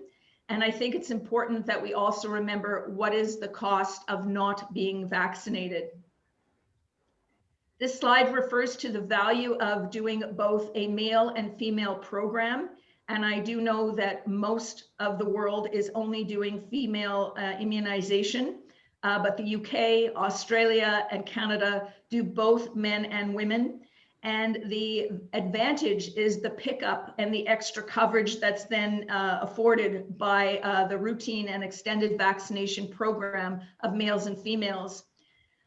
For those of us that are a little bit older, if we just remember rubella in the 60s, when we only immunized women and thought that that would be all that would matter, we didn't succeed in eradicating rubella as a problem in pregnancy. It was only when we immunized both men and women that we started to see a decline in rubella cases. So this is somewhat similar, and I think it's important to remember as time goes on, by doing both a male and female vaccination program, we will do better in the long run. What I want to talk about, though, for the rest of my time is the WHO call to action. Dr. Tedros announced in 2018 calling for a coordinated action to eliminate cervical cancer, and this was relaunched just November 17th of 2020. What he said and what we understand is that cervical cancer is one of the most preventable and treatable forms of cancer, as long as it is prevented with HPV vaccine, detected early, and managed effectively. Prevention and early treatment are cost effective. And worldwide, however, cervical cancer remains one of the gravest threats to women's lives. Globally, unfortunately, one woman dies of cervical cancer every 2 minutes. This suffering is unacceptable and cannot continue. HPV vaccines are truly wonderful inventions if we only had vaccines against other forms of cancer. And what we know is elimination is within reach. We have the power to alter the course of this disease, and we have the power to do that worldwide. Well, what did the WHO say? The WHO said we have a vision. The vision is a world without cervical cancer. We have a goal. The goal is less than 4 cases of cervical cancer per 100,000 woman years. That means it will no longer be a public health issue at those low numbers. And what are the 2030 targets? The 2030 targets are only 9 years away. That is still within our lifetime. That's still within our time to have an impact. What we want is we want 90% of girls fully vaccinated with HPV vaccine by age 15. We want 70% of women screened with an HPV test at 35 and 45 years of age so that they can be managed appropriately. And we expect to see a 30% reduction in mortality from cervical cancer. And these 2030 targets and elimination thresholds are subject to revision depending on the outcomes of modeling and how well we do. Now, this is a slide that shows you the proportion of women between 30 and 49 who are screened for cancer at least once. And when you look at some of these countries, you see that the numbers are dismal. The numbers are well below 50%. And these are countries all over the world that we need to do much better. So we have a big job ahead of us. And these are these standard age mortality rates. We see that the dark red, of course, is greater than 17.3 per 100,000. And we see certain areas of South America, of Africa, these numbers are significantly high. We need to do better across the world because we can make an impact on this disease. We now have the tool, we have to use it. So WHO came out with some key outputs. The guiding principle is the life course and public health approach, social justice and equity, integrated people-centered health services. The key outputs are increased coverage of vaccine, increased coverage and screening of and treatment of precancerous lesions, and increased coverage and diagnosis and treatment of invasive cancer, and an acceptable palliative care. And there's a number of accelerators for each of these key outputs. So I'm going to spend the last few minutes looking at these key outputs and looking at some of the accelerators, because we need to think of how we at MWIA can make an impact. Well, when we look at the key output number one, which is increased coverage of vaccine, the doses is what the WHO recommends, 2 doses between 9 and 14, introducing 3 doses for those 15 and older and immunocompromised. The challenges are limited supply of vaccine, that the vaccine is not affordable and there's a huge delivery cost. The introduction of vaccine coverage is low in many countries due to factors like delivery strategy, insufficient communication, and hesitancy-related factors. And what are our accelerators? Our accelerators are concerted efforts between partners and private sector, understanding the value of collaboration, the introduction of initiatives to identify and leverage sustainable resources, and to increase the quality and coverage of service delivery, how we can do better. And here we may end up piggybacking on some of the issues around COVID vaccine. We may understand that what we learn to do about COVID, we may then learn to do about HPV. So as the whole world is talking about vaccination, it's an opportunity for us to keep our focus not just on COVID vaccine, which of course is of dire importance, but how we can utilize and collaborate around HPV vaccine when we start to put delivery services into perspective.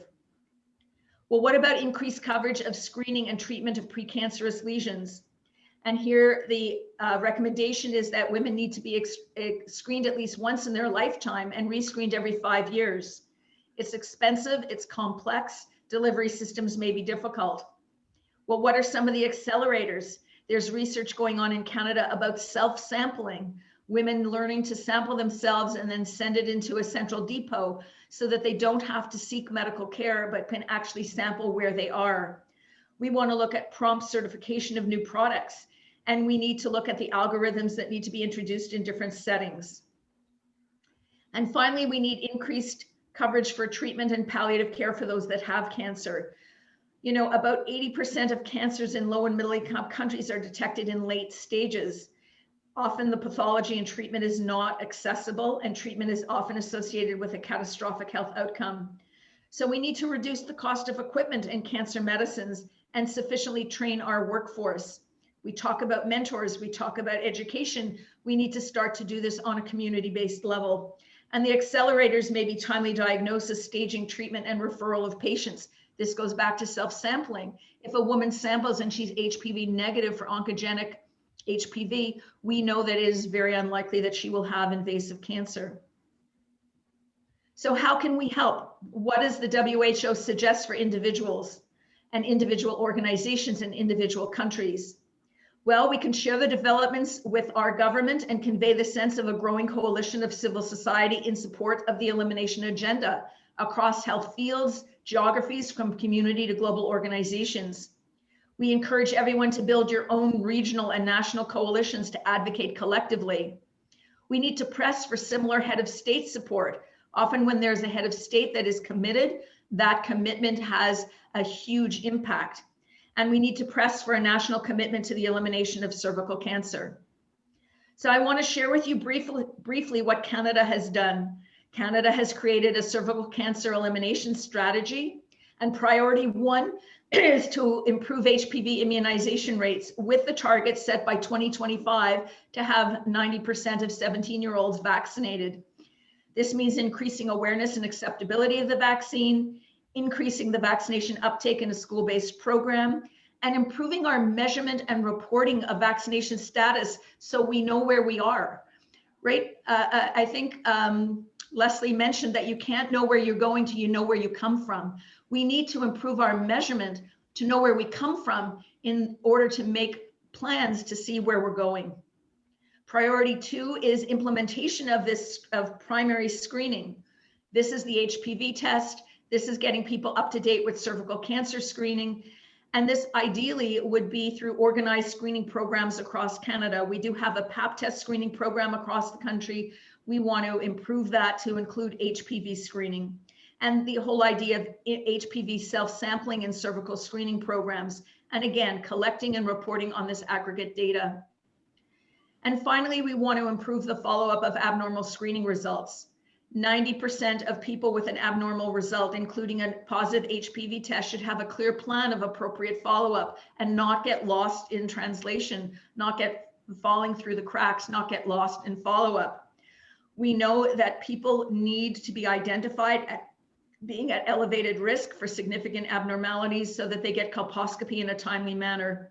And we need to standardize that timely and appropriate follow-up of abnormal screening results, providing equitable access to and uptake of follow-up services, and again, collecting the data so we can learn both from our successes and from our mistakes. I need to comment, and Des, of course, is on the line from Australia, that Australia has done an amazing job. And Australia is now on track to eliminate cervical cancer and is the first country to do so. What Australia has been able to do through their organized screening, through transitioning from primary Pap test to primary HPV testing, to their high coverage of vaccination and screening, they are able to say that they will be at elimination threshold within the next 20 years.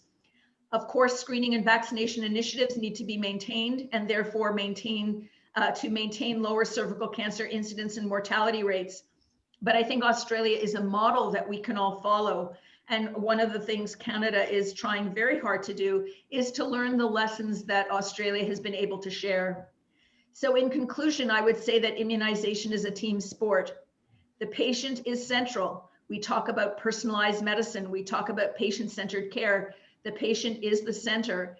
But we need the physician, we need nurses, we need public health, we need pharmacists, we need industry, we need private insurance, employee benefits, any kind of health plan that we have, the education system, the government, and we need organizations like MWIA. We need our organizations to advocate. And we've talked a lot about advocacy already this morning. And it's that kind of advocacy that changes the dial, that moves this forward. Thank you so much. I will stop here. And again, I appreciate being part of this conversation this morning. Thank you. 1 minute. Thank you, Vivian, for that excellent talk, and also giving the very importance that how the country should work towards the elimination of the cervical cancer, keeping in the line with the WHO strategies for elimination of cancer. Especially your focus on the HPV elimination and giving the 90% of the HPV vaccination to the girls between the 9 to 14 years. Australia doing a great job. the other day also I was talking with about the HPV this thing in the preventive oncology workshop. That time we saw that all the other advanced countries have been doing HPV vaccination as a routine in their with the government, but there are a few countries where this vaccination plan has to be introduced into the national vaccination calendar. And still in India also we are doing a lot of work on the preventive oncology with Dr. Usha Saraya running the clinic of Association of Medical Women of India since last 44 years. We have been training people and doctors and technicians in screening the cervical cancer, and it's going on very well. So it's a very proud for us to that we MWI through AMWI in the MWI doing a great job in preventive oncology by way of screening the people. But what you say, Vivian, is very, very important, that we should move forward with the 90% of vaccination. Definitely in the Indian government also has got the national program for the preventive of non-communicable diseases, in which the cervical cancer has been given a lot of importance.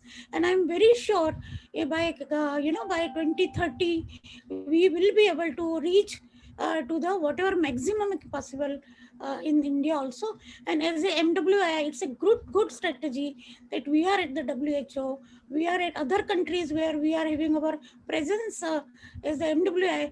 Definitely will have the strategies and implementation of all the three factors. One, HPV vaccination, second is screening, and third is a treatment.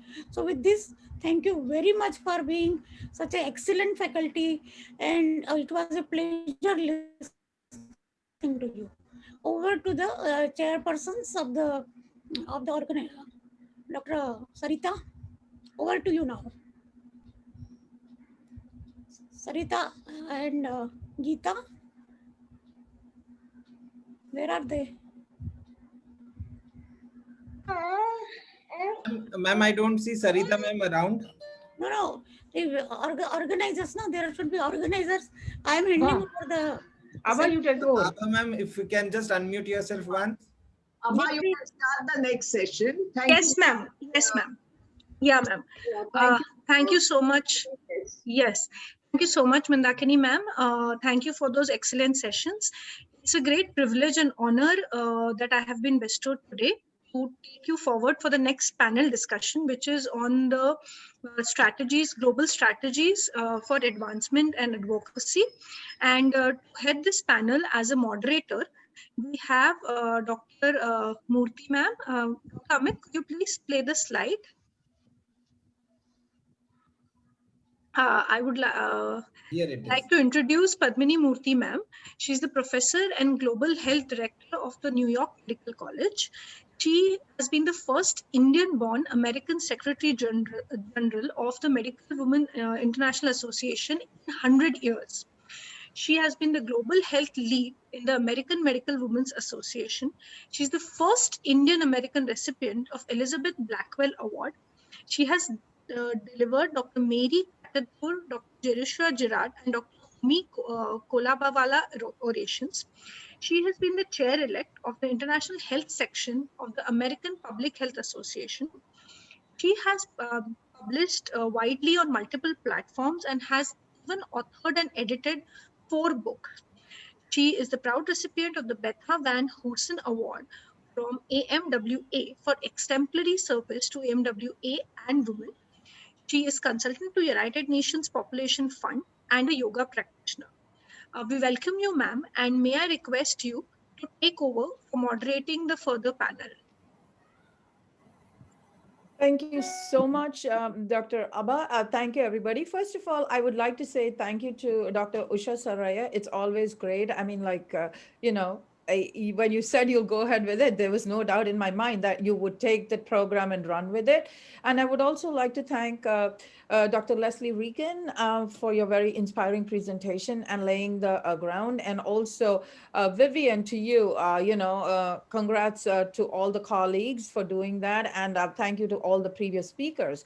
And before we start, we really have an exciting panel. And I just want to give a shout out to some people who've been advocates. One is Dr. Sati Kaswani, who's been a long-standing advocate for the Medical Women's International and AMWA at the UN, and she's been a mentor to me. And also, I would take this opportunity to give a shout out to my late mother, who was a retired French professor, and who told me when I was a kid growing up, just as Dr. Leslie Regan was telling us, she goes like, if you want to make a change, be the change. So, I think that's the thing. And as women, we are born being advocates because we advocate for our children, we advocate for our family members, we advocate for our patients, we advocate basically for everybody else. So, and also a big shout out to the great women on whose shoulders we stand on. Dr. Elizabeth Blackwell, the British-born American physician who was the first trained American physician, and Dr. Anandbai Joshi. I would be remiss if I do not acknowledge Dr. Anandbai Joshi, being a person of Indian origin, and Dr. Esther Paul Lovejoy. Thank you, Vivian, for mentioning her, who started this wonderful organization of spreading sisterhood among women physicians, and Dr. Berta Van Hoosen, who broke barriers in establishing the American Medical Women's Association. And ladies and gentlemen, today we are 105 years old. That is AMWA.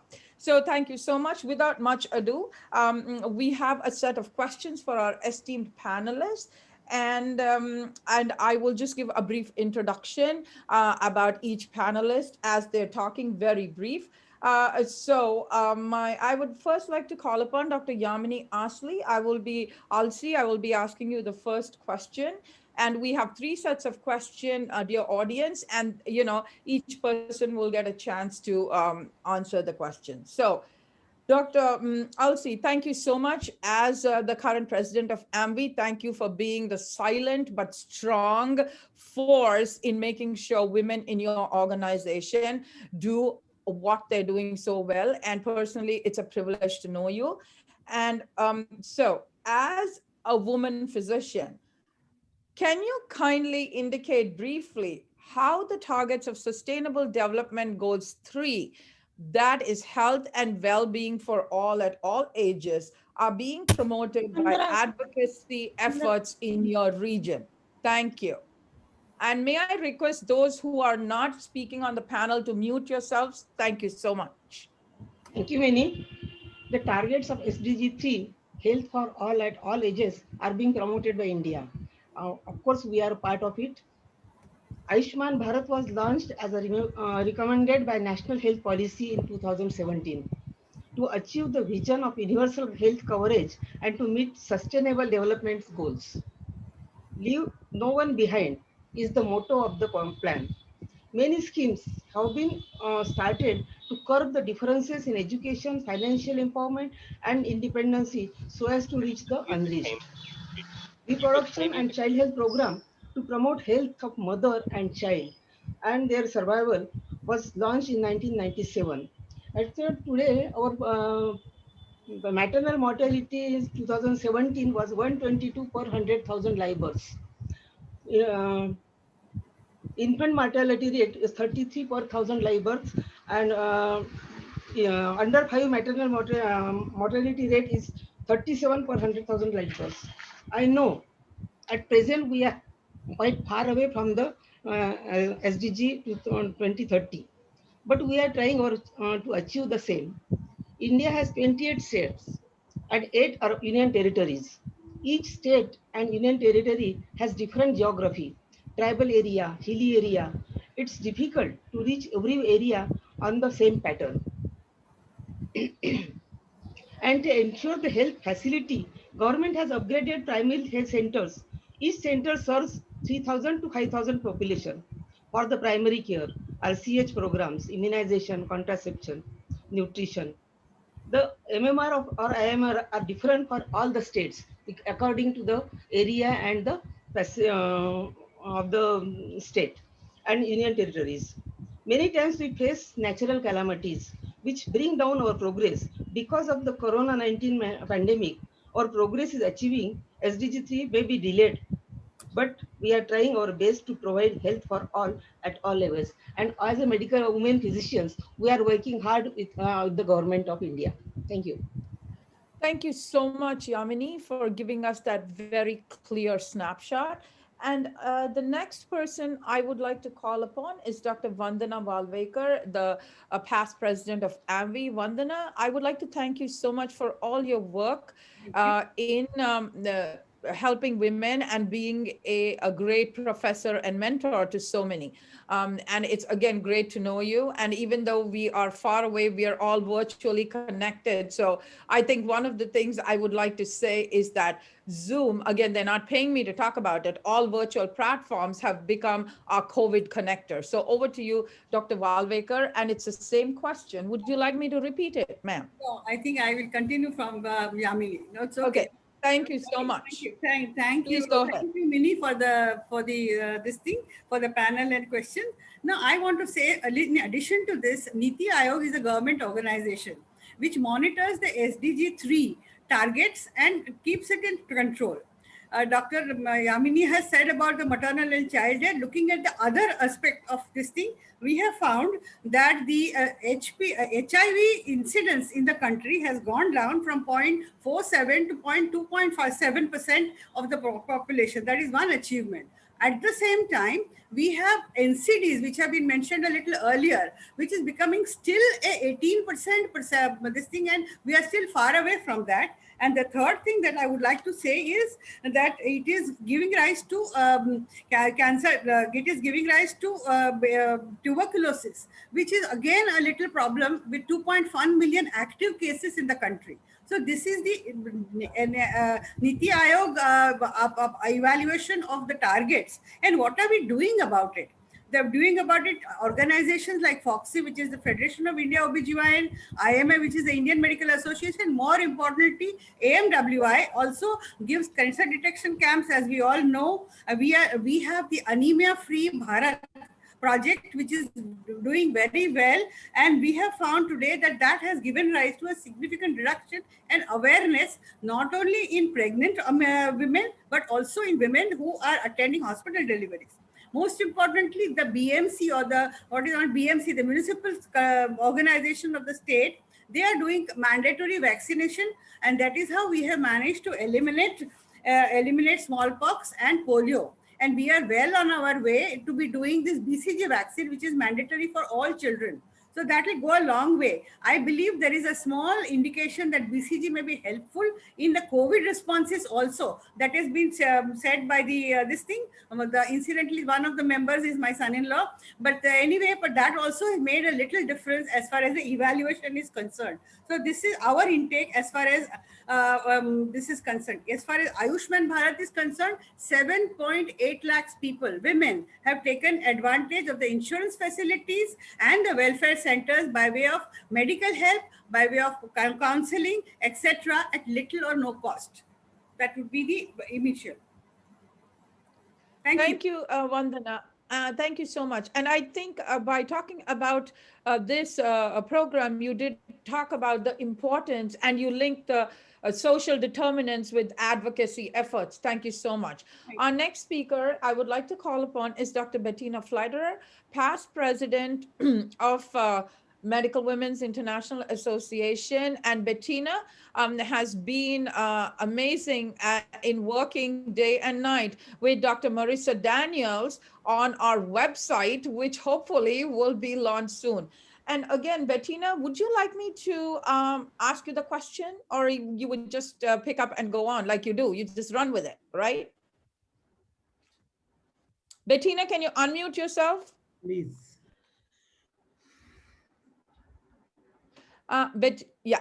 Bettina, please unmute yourself. Once again, ma'am, you'll have to click done. No. Okay. Thank you very much for giving me the opportunity to be on this prestigious panel. And I'm so proud to be here and to share the input actually from Germany.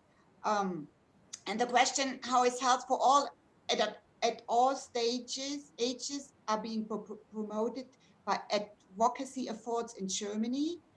And I want to share two examples with you. one is we have innovative vaccination campaigns for influenza. And here I just show you one example. And the translation says, we don't have a vaccine against corona, but we have one against influenza. And this is very important because this actually puts the spotlight on vaccination of influenza, because in Germany, only about 60% of all Germans are vaccinated against influenza because they are afraid to be infected with or by the influenza virus just by getting vaccinated itself, or they being afraid of the side effects. So now having these campaigns, the rise of people getting vaccinated against influenza has rise considerably. So I think that is a very innovative approach of getting vaccination into the minds of people. And the next point is gender sensitive medicine, to look at health and disease with a gender lens. And gender sensitive medicine covers all spans of life, from the baby to the elderly. And what I was very inspired that basically the major German national research funder, the German Research Foundation, it's like the NIH in the US, just included gender sensitive medicine in all their proposals. And you cannot be funded if sex, gender, and diversity is not addressed. And by using the checklist, they have developed a checklist. You have to make sure you cover all points there. Unfortunately, it's in German, but it just tells you, you know, people asking for money, they say, do you do research on humans, animals, and do you talk about gender? Why don't you talk about gender and stuff like that? And I'm very excited also that gender sensitive medicine topics became mainstream in Germany now, and they are present in popular medicine shows on TV. Topics are medication and gendered side effects, different symptoms of disease and immune response. And I think that's really a great way to go forward. Thank you. Thank you so much, Bettina. And I would like to thank you for that, bringing in the gender medicine aspect, where we all try to talk to our young students and residents about the importance of gender specific medicine. This is not a podium for male bashing, but we need to advocate for ourselves as women to watch out for ourselves. And I would like to thank you and the other European colleagues and the German colleagues for all the work being done. Now, the next person I would like to call upon is Dr. Eliza Chen, past president of AMWI, current executive director of AMWI. And Eliza is the one-woman army who gets things going in AMWA. And, she's a partner of mine in crime, where we roll off and do all the various projects. And I would also like to give a shout out to our president, Dr. Nicole Sandhu, and our past presidents for making sure that AMWA stays grounded as an advocate organization. And Eliza, over to you for your perspectives on women physicians. Thank you. Whoops. Thank you so much, Dr. Murthy. It's really an honor to be on this panel with so many esteemed speakers. So glad to have an opportunity to talk about SDG 3 with particular reference to women physicians. SDG 3, again, is ensuring healthy lives and promoting well-being for all at all ages. We've been having a lot of discussions in the US about physicians and burnout. And last year, a couple of our leaders with a cohort through the National Academy of Medicine published a paper called Gender-Based Differences in Burnout, Issues Faced by Women Physicians. And they touched on many of the issues that were particularly affecting women physicians, which certainly now in the era of the pandemic have been heightened even more. So work-life integration was one, gender bias and discrimination, sexual harassment, lack of autonomy and increased workload. Those were all external factors that they identified as impacting women physicians and the well-being of women physicians.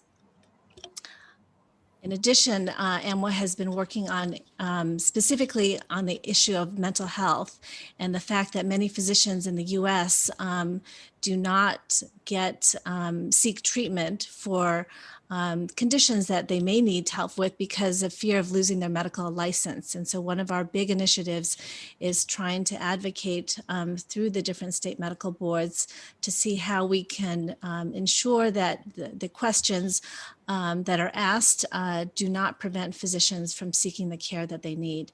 Again, this is an issue that because of COVID-19 has become much more prominent. And if you don't mind, I'm just going to show a short video that we put together and released on World Mental Health Day that I think will convey this issue more than I can do effectively here. So, whoops, I hope this comes up. There we go.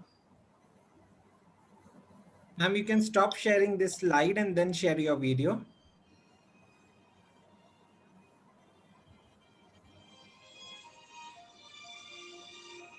Eliza, can you stop sharing this slide, please, as was suggested, so that we can watch the video? Thank you.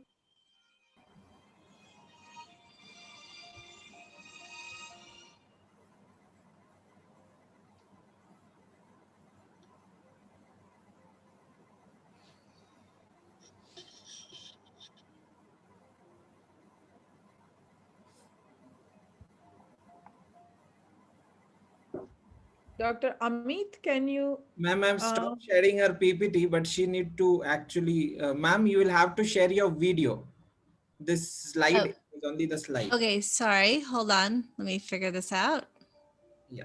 Now hang on. It's okay, Eliza. It's 5:30 a.m. for you. So thank you for being on the call. Okay, do you need me to share the? Press the button share screen and then your video. Oh, because it's not going to, oh, so you guys weren't seeing any of this? Okay, hold on. I need to share a different screen, is that it? Yes. Hold on. Yes. Okay, got it. Let me just go back. I will. Oh, While we're waiting for Eliza's screen share, I would just like to thank the president of MWIA and the colleagues from Africa for all their advocacy efforts. Thank you. Okay, sorry about that. Yeah. Here we go. I didn't realize it didn't go. Thank you, Minnie. Very kind of you for the acknowledgement. Thank you.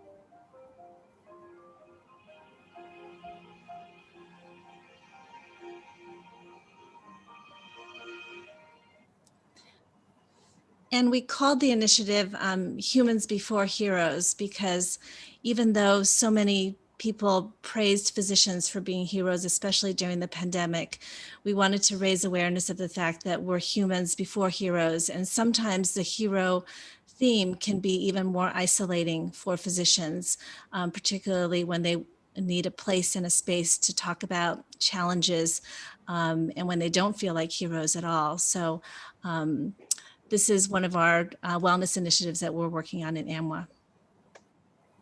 Thank you. Back to you, Dr. Murthy. Thank you so much, Eliza. Appreciate your being up early in the morning. And everybody, I mean, it's a big shout out to all our colleagues who've joined from different time zones. This is what we all stand as advocates working together for the cause of advocating for ourselves. So I would now like to call upon Dr. Bong Ok Kim, past president of the Korean Medical Women's Association.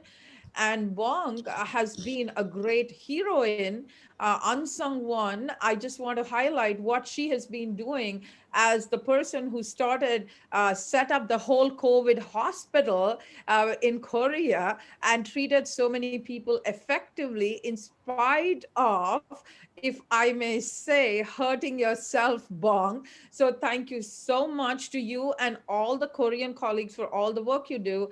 And would you like me to repeat the question, or can you just talk about what you think? I can start. You know, you Okay, don't have to thank you, repeat it. Bong. Okay. Thank you.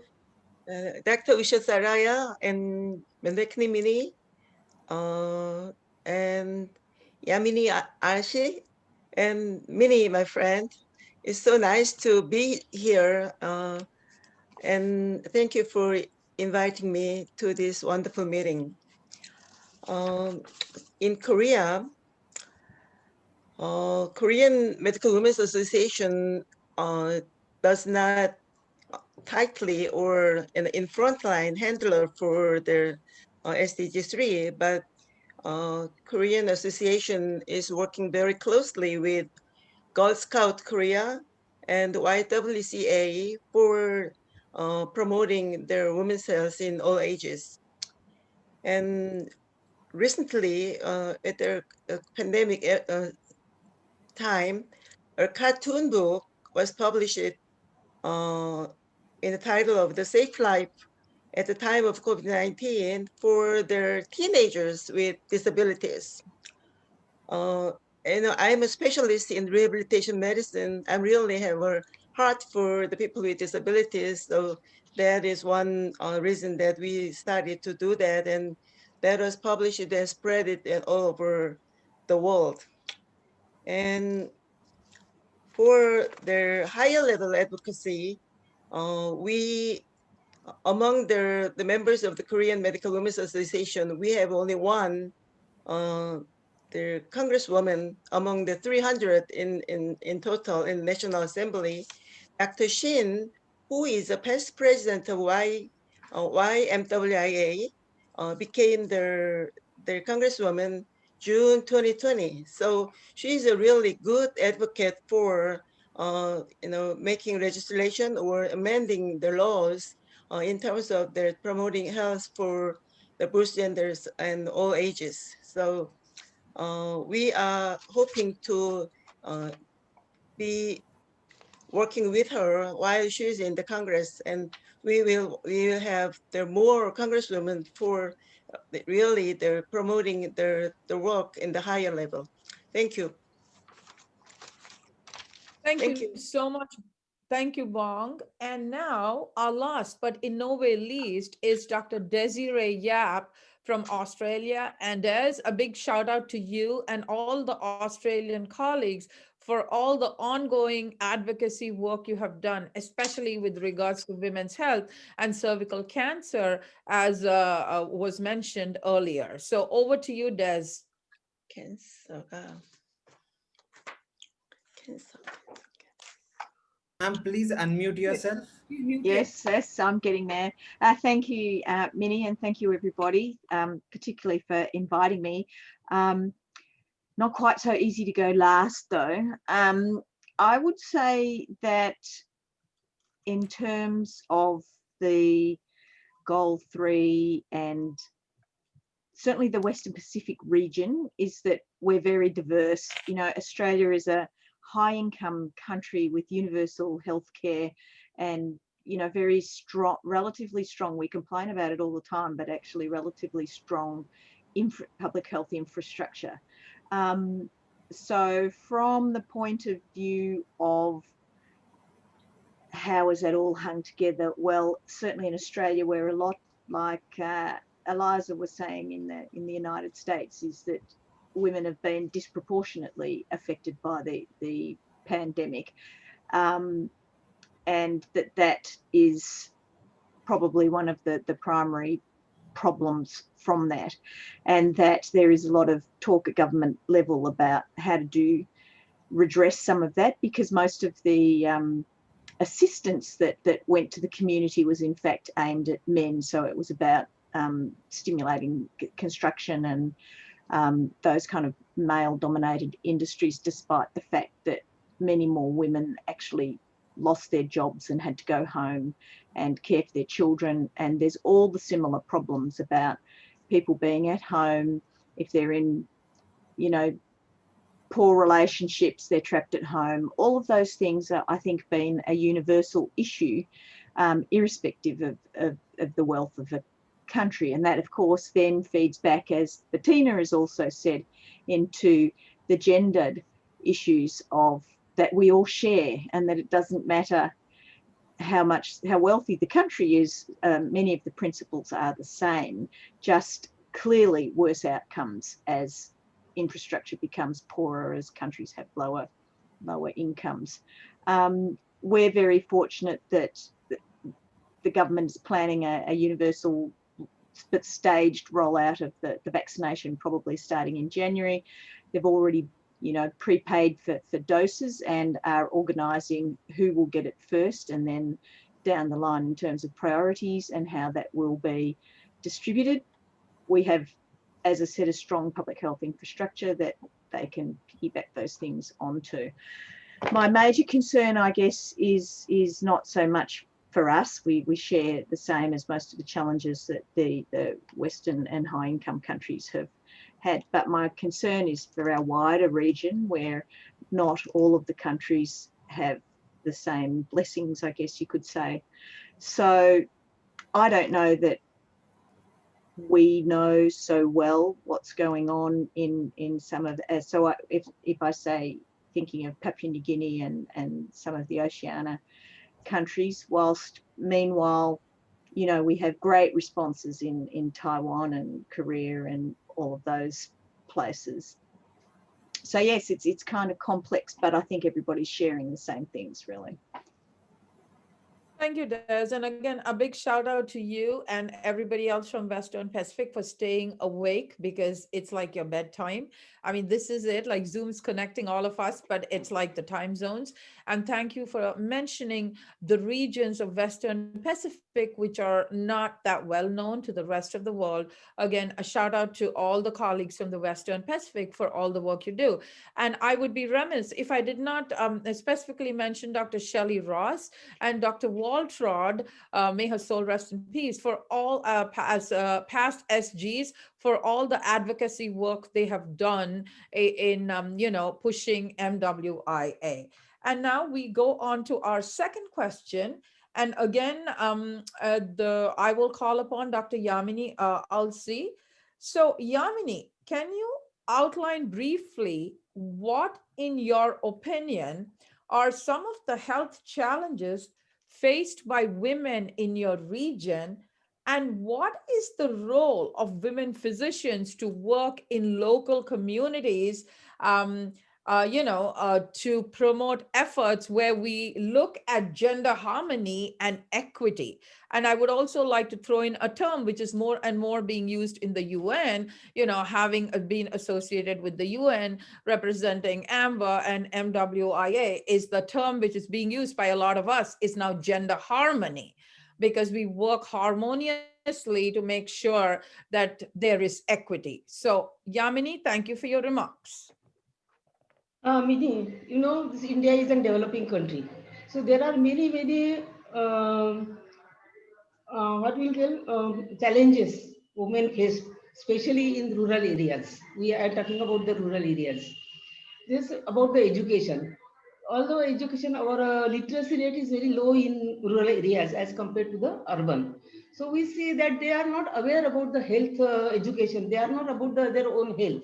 So they don't take care of this. So what we do in our MWI, through MWI, we go to the villages, we give them some awareness programs, even for the and camps, so that they know what is there, and we are planning in that way. In the cities, there is no problem because their healthcare centers are there, and women are quite, number of education is good, but still in slum areas we are also finding these problems we are getting. Then about the financial, because in the rural areas in India being a patriarchal system, all the rights are to the men in the family. So the woman had to depend on the men for any help. So if she wants to go to the health service to take advantage of health service, she is not able to do because she doesn't have anything to go or how to do it. She has to depend on the male members. But now the law has been passed in our country that all the boys and girls will have equal right on the property of their parents. So that now they are medically, and also the girls who are educated, they are financially better, so they can learn in urban areas. Also, government, we have started this bachat self-help groups. So there the girls or women, they are started doing some business or some activities where they can earn their own thing, and so they are become empowered by financially. And third is about environment, because the three pillars of sustainability are economic viability, which we are planning, social equity, which also we are, and environmental protection. Environmental protection is being provided by the providing gas stores to the rural area, so that we can have the pollution is less. Then better sanitation. The scheme has been sponsored by the Mera Bharat, Swachh Bharat. Rainwater conservation has been promoted, and tree plantations, which is all encouraging utility of solar energy also. So these are factors we are also definitely going to help us reaching the SDG goals by some other way. NGOs like us, AMWI, FIGO, Foxy, and corporates are also, along with the government, are involved in all these activities to reach our destination to health for all at all ages. Thank you. Thank you, Yamini, for talking about actually goal 17, which is partnerships, global partnerships, where you talked about the private sector, the government, and the NGOs. Now, over to you, Vandana, for your input. Thank you. Thank you, Mini, for the input. Thank you, Mini, for the question. We are talking about health challenges. And I think in addition to what I have said earlier regarding anemia, etc., anemia and tuberculosis, I think one of the challenges major is in NCDs today, which is 18% in India, and obesity, which is increasing. It has increased up to 15%, and it is going to be a pandemic. It is all over the world, the obesity incidence is increasing. What is more important, India is the diabetes mellitus capital. It's going to be like that for 25. And this Indians have a higher incidence of visceral fat as well as hyperhomocystinemia.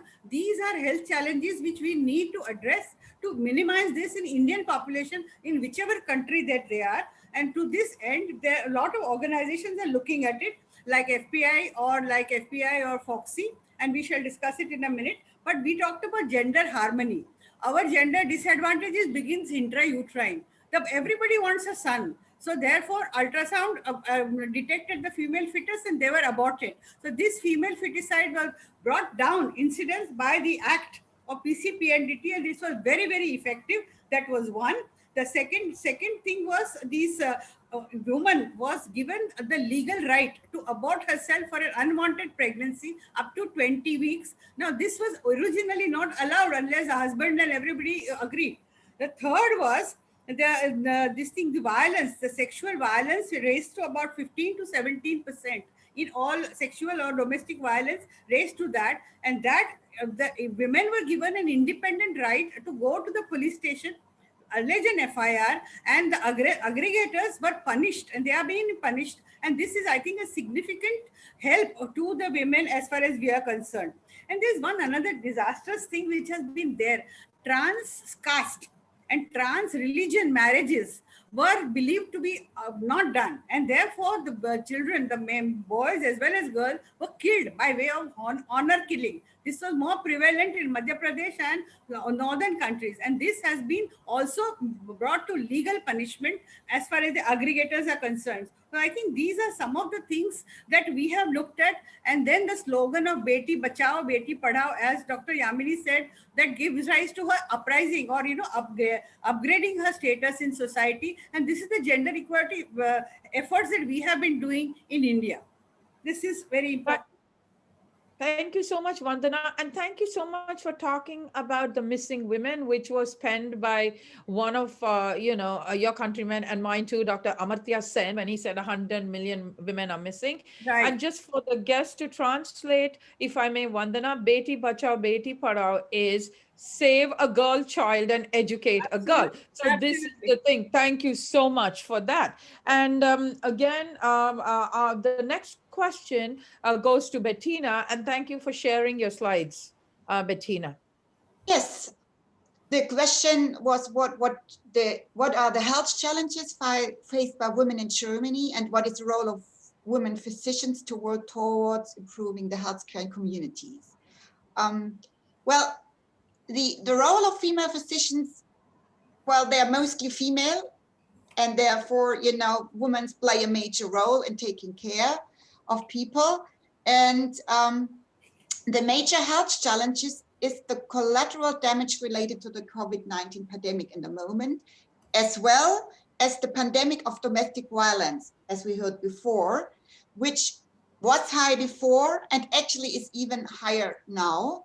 And both, of course, are violations of human rights, in my opinion. And the collateral damage is actually related to the following, because necessary treatment of patients is postponed, because hospitals all went into the COVID emergency mode, and they had to.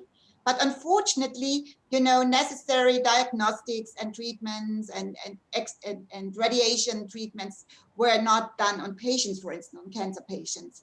And also, in addition, patients are, in the moment, we have the second wave in Germany, too afraid to go to the hospital because they are really in fear to get infected. So it was very interesting. We had a lot of numbers of my hospital I'm working. And what we learned is that the admittance to the emergency room has gone down by 40%. So people, I don't think that people are less sick. They just don't go to the emergency room anymore. And what we saw when the first wave was over, that we have a lot of postponed or more severe causes of disease, which were not necessary because people did not come. So that is something we have to take care of. Also, depression and anxiety disorders are on the rise currently, I think in whole Europe, but in Germany as well. But what we learned now, that we have not sufficient structures. We don't have not enough treatment centers. We don't have enough therapists needed. So people have to wait now about 6 to 9 months to get any treatment for depression or any other mental disorders. So that's our major challenges. And like I said, the female physicians play a major role because they are frontline responders. So they see victims of domestic violence often as the first ones or the only ones. And this is the same for mental disorders. And so they must raise their voice, and they should be in the public on those topics and to alert the public. However, and I think that's a really challenge, female physicians are not heard because mostly male medical leaders are the ones being to TV or being interviewed. So in Germany, at least, everybody thinks that the experts are male, even though 80% of female physicians treat patients and take care of them. So this is something I think it's one of the challenges we have to face and we have to improve. That's what answers to the second. Thank you so much, Bettina. I think when you talked about the male and the female difference, it just struck me that, there is an all boys club where men and boys support each other. It's high time we have a girls club because we need to support each other. And that's why I think it's really nice because, as we move on further in the conversation, we'll just see what are we doing to kind of get rid of our stress, because a woman, okay, she's a physician, there's a term used in India, Shakti, that's energy. So yes. It's universal energy. A woman is supposed to be energetic. She can never feel tired. But hello, we are human beings too. As you know, Amba, we put out that video, it's human before heroes. And I would say, Eliza, heroines, because I think everybody, all of us physicians are heroines because we're really going way and beyond. So over to you now, Eliza, for your input. Thank you. Great, let me see. I'm trying to share my screen. Whoops. Up here, sorry. There we go. So I think, you know, as with everyone else, one of our biggest challenges in this day and age is COVID and the effects on women. One interesting statistic for the US is that 75% of our healthcare workers are women. Women make 80% of household healthcare decisions, but we represent less than 30% of the leadership.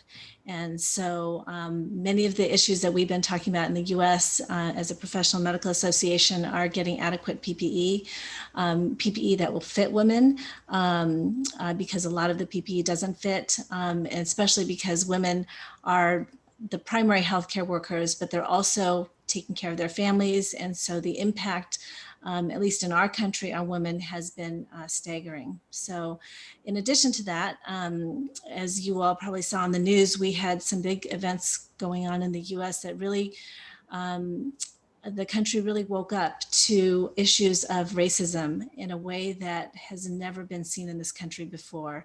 It was really life-changing for many, many people. I think the veils have come off.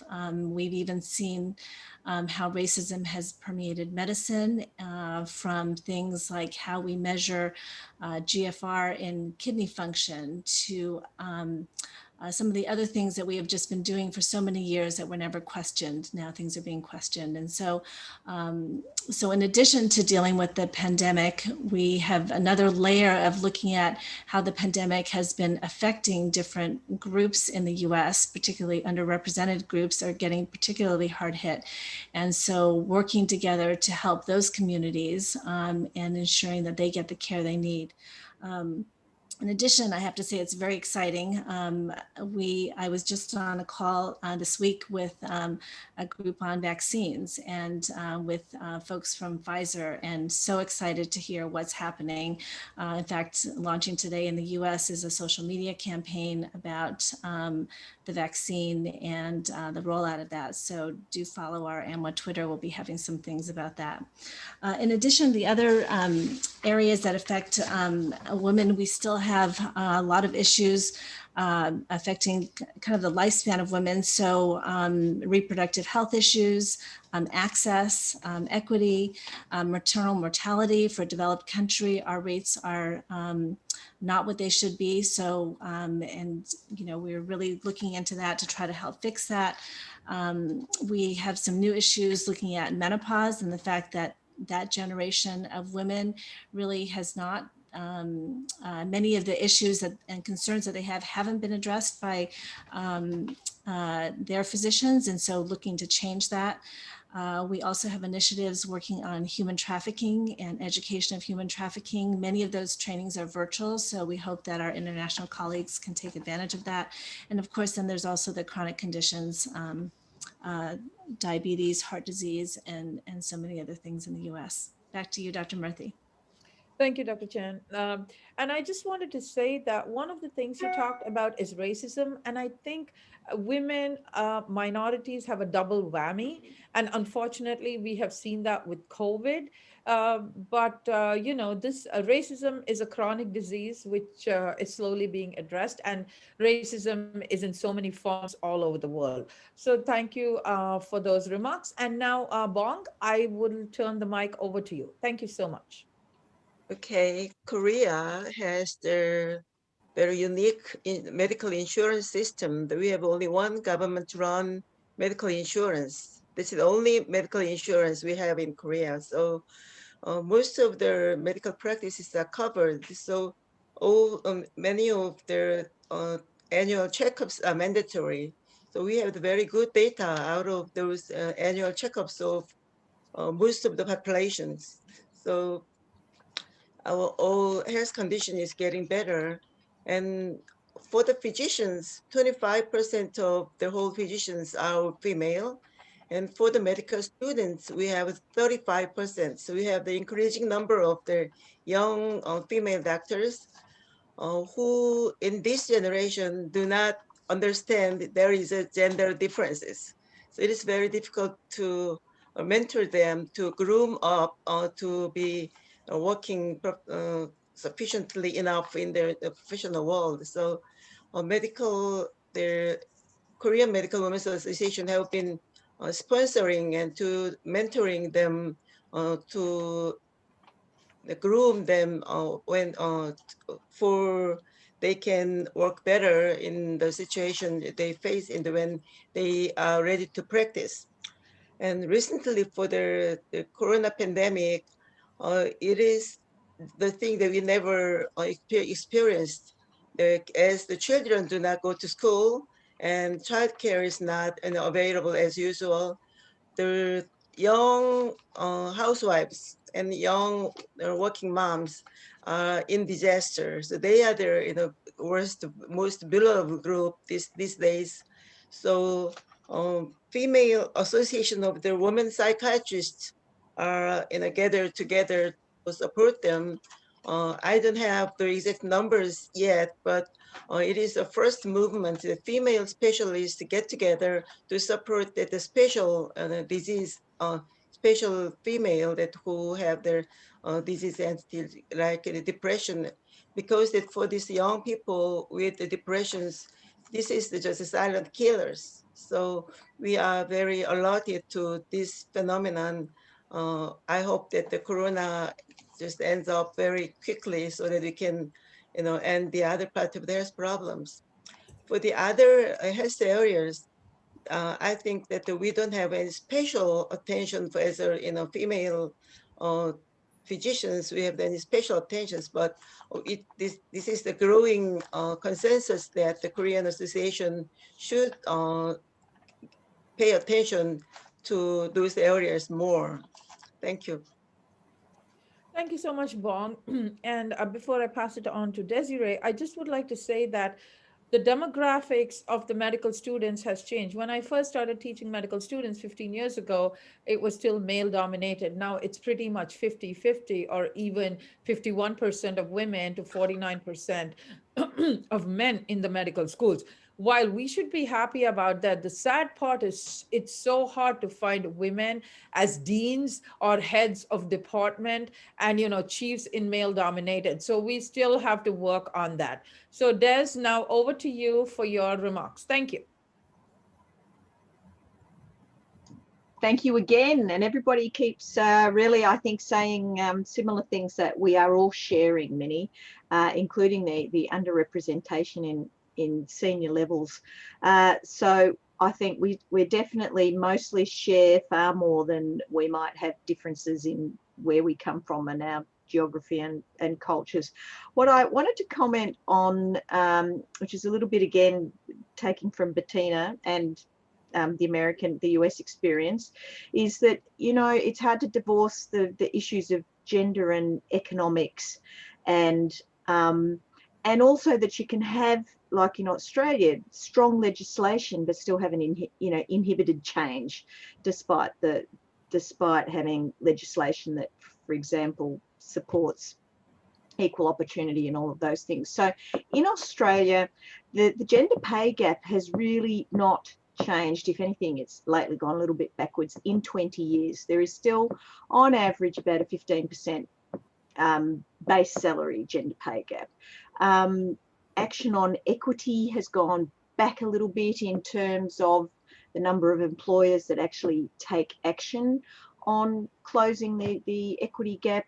And whilst we've had an increase in employer action on family and domestic violence and a very big focus in terms of rhetoric and advocacy about family violence, there's the proportion of government funding that goes to that sector is in fact relatively small. And for context, we've got a population of 25 million in Australia, and 1 woman a week is still killed by her partner.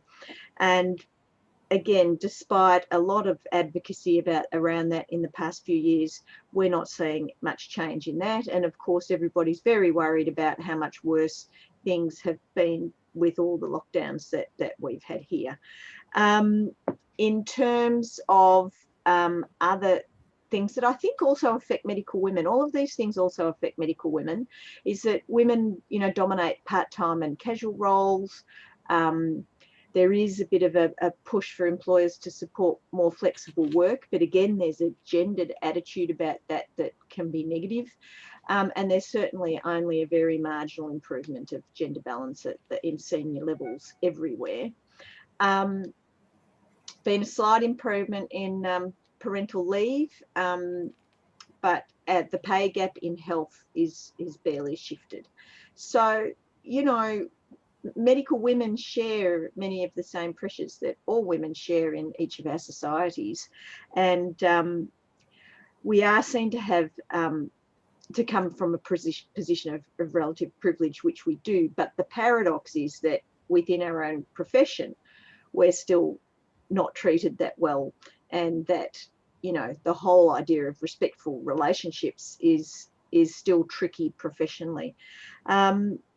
So I guess it's just trying to weave in all those sort of bigger ideas about this. And then again, to reiterate that, you know, in our region, we have, you know, countries, some are fantastic, like we have in Korea, but we also have, again, to use Papua New Guinea, the maternal mortality rates are terrible. Women are still being burned as witches. You know, there's a very large, the problems are sort of, are obviously, the root of the problem is all the same in terms of misogyny and those kind of things, but the expression of that varies between our countries. But the root cause problem is still very active. Thank you.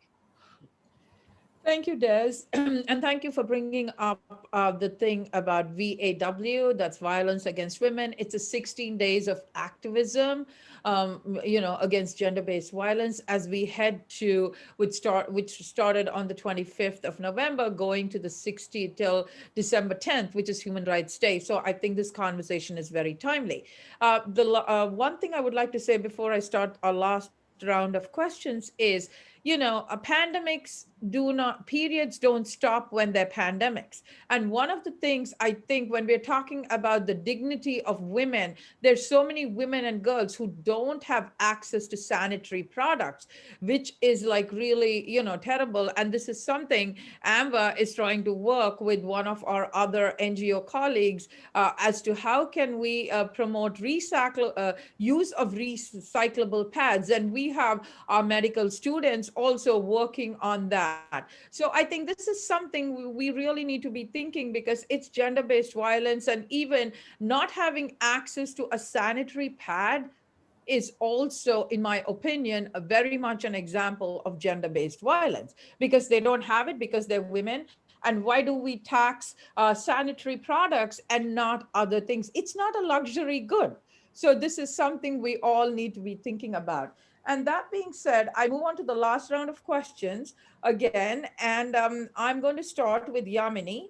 Yamini, could you please share any examples of best practices or success stories in your country which have been implemented by your national organization in promoting women's health and human rights? Because we are really moving towards Human Rights Day in like 8 days. So this is a timely question for you people to share your valuable experience. Thank you.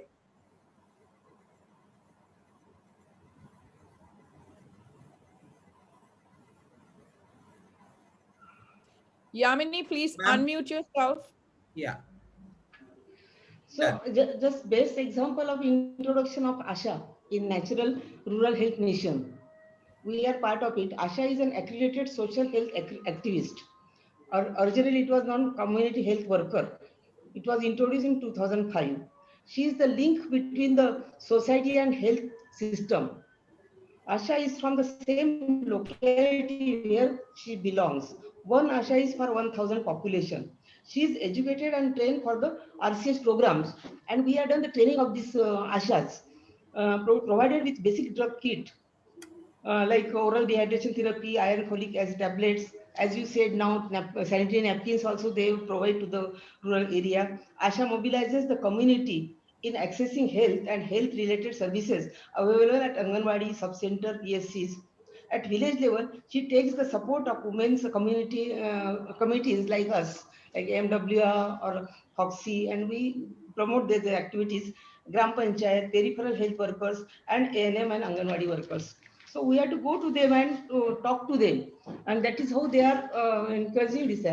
Asha keeps the record of also ANC, all the records of antenatal what work she is doing, which is also very helpful in collecting the data for the regions as well as for the nation. Asha's work has a large share in increasing the number of hospital deliveries. We explain to them why the woman should go to the hospital and have deliveries. So, and infant mortality, decreasing the maternal mortality and infant mortality, their share is very great. Asha has a major part in strengthening the primary health care in rural and poor communities. Asha's role cannot be neglected in the pandemic COVID-19 period also, because she has helped the community, educating people about use of mask, sanitization, washing hands, self-distancing through home visits. Many of them have suffered from COVID-19, but they continued their job. Hats off to them. We salute all the COVID-19 warriors. Thank you. Thank you so much. Over to you, Vandana. Thank you, Mini.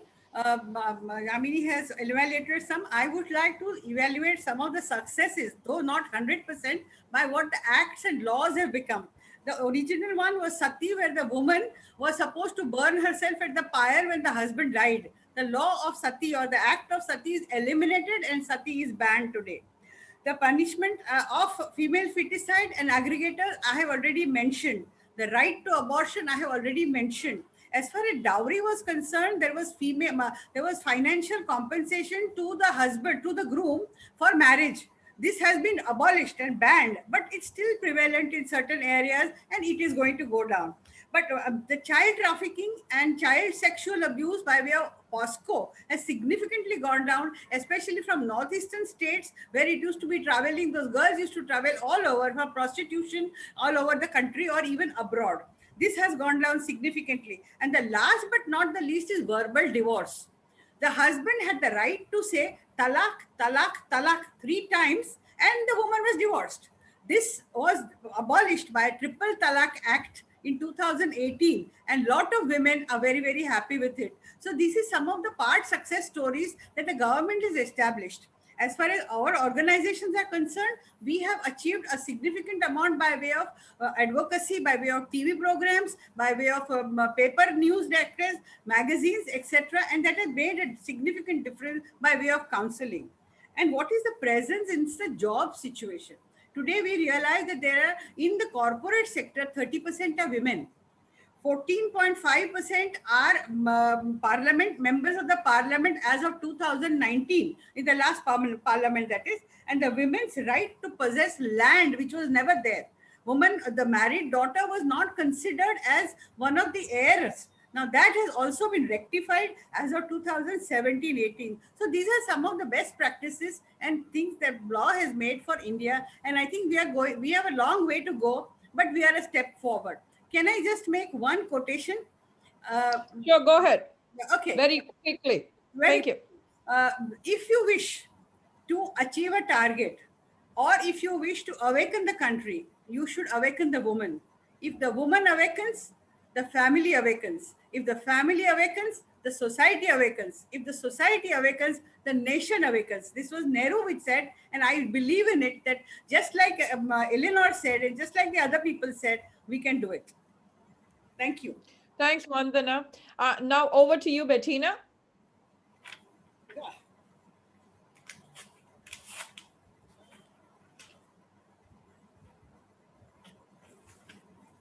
Okay, the last round. And I just want to share with you 3 examples of best practices, which I feel they're very good. First of all, we have a new initiative. It's called Women in Global Health Germany 2020. And in response that there was an outcry in the public that mostly male experts and physicians were speaking on TV, the Women in Global Health Germany published a list of 100 global health experts in German-speaking countries, Germany, Austria, and Switzerland, and I was chosen as one of them. So there's a booklet. It's actually published, and the government paid for it. So all journalists can go there and find the contact details and can write people depending on the topics. And I have to say that this improved the presence of females on TV quite considerably. So now there's no excuse saying there are no female experts in these German-speaking countries. So I think that's one really great example. Women in Global Health also wrote a position paper on the federal government's global health strategy, which I thought it's great.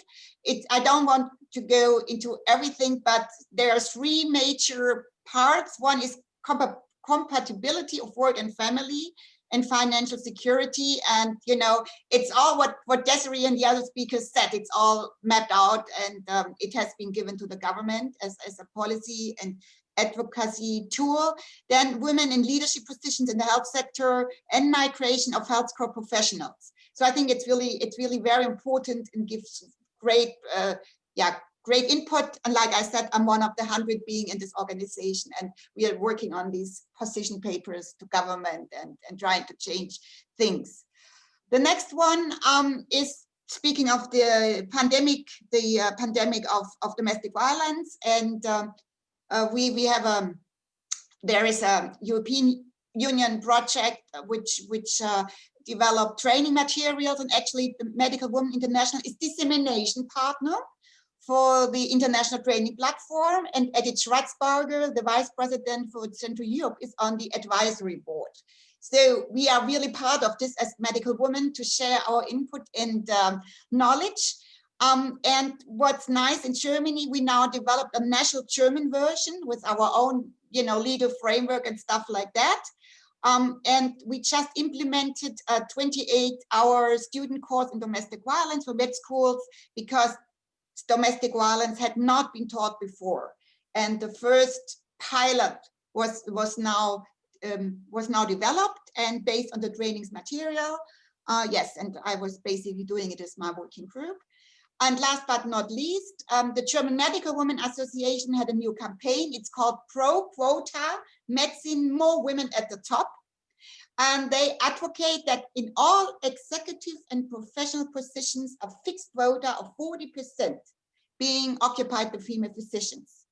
So they wherever they go, it's on the news, it's on the radio, it's on on TV. So they say without that, change is too slow.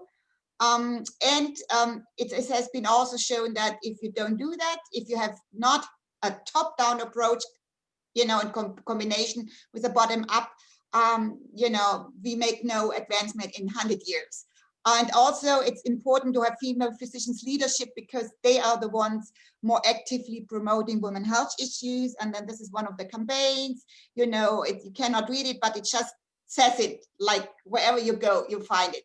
And it's very controversial. A lot of men are really angry because, you know, we asked for 40% mandatory fixed as a minimum. But I think it starts a lot of good discussions. Yes, that's were my 3 examples I wanted to share. Of course, I have many more, but yeah, but I think they fit to what is most pressing in the moment, in my opinion. Thank you so much, Bettina. Appreciate that. And you know, the thing of teaching, the course of teaching domestic violence to students, it's really important. And I always tell my medical students and residents, like one of the first things is, if you see a woman come in like with a black eye, don't think she walked in through the door. You need to ask, you need to be sensitive, and you need to put yourself in her place and talk to her and, you know, get involved. So I think that's really great. Thank you for sharing that. Now over to you, Bong.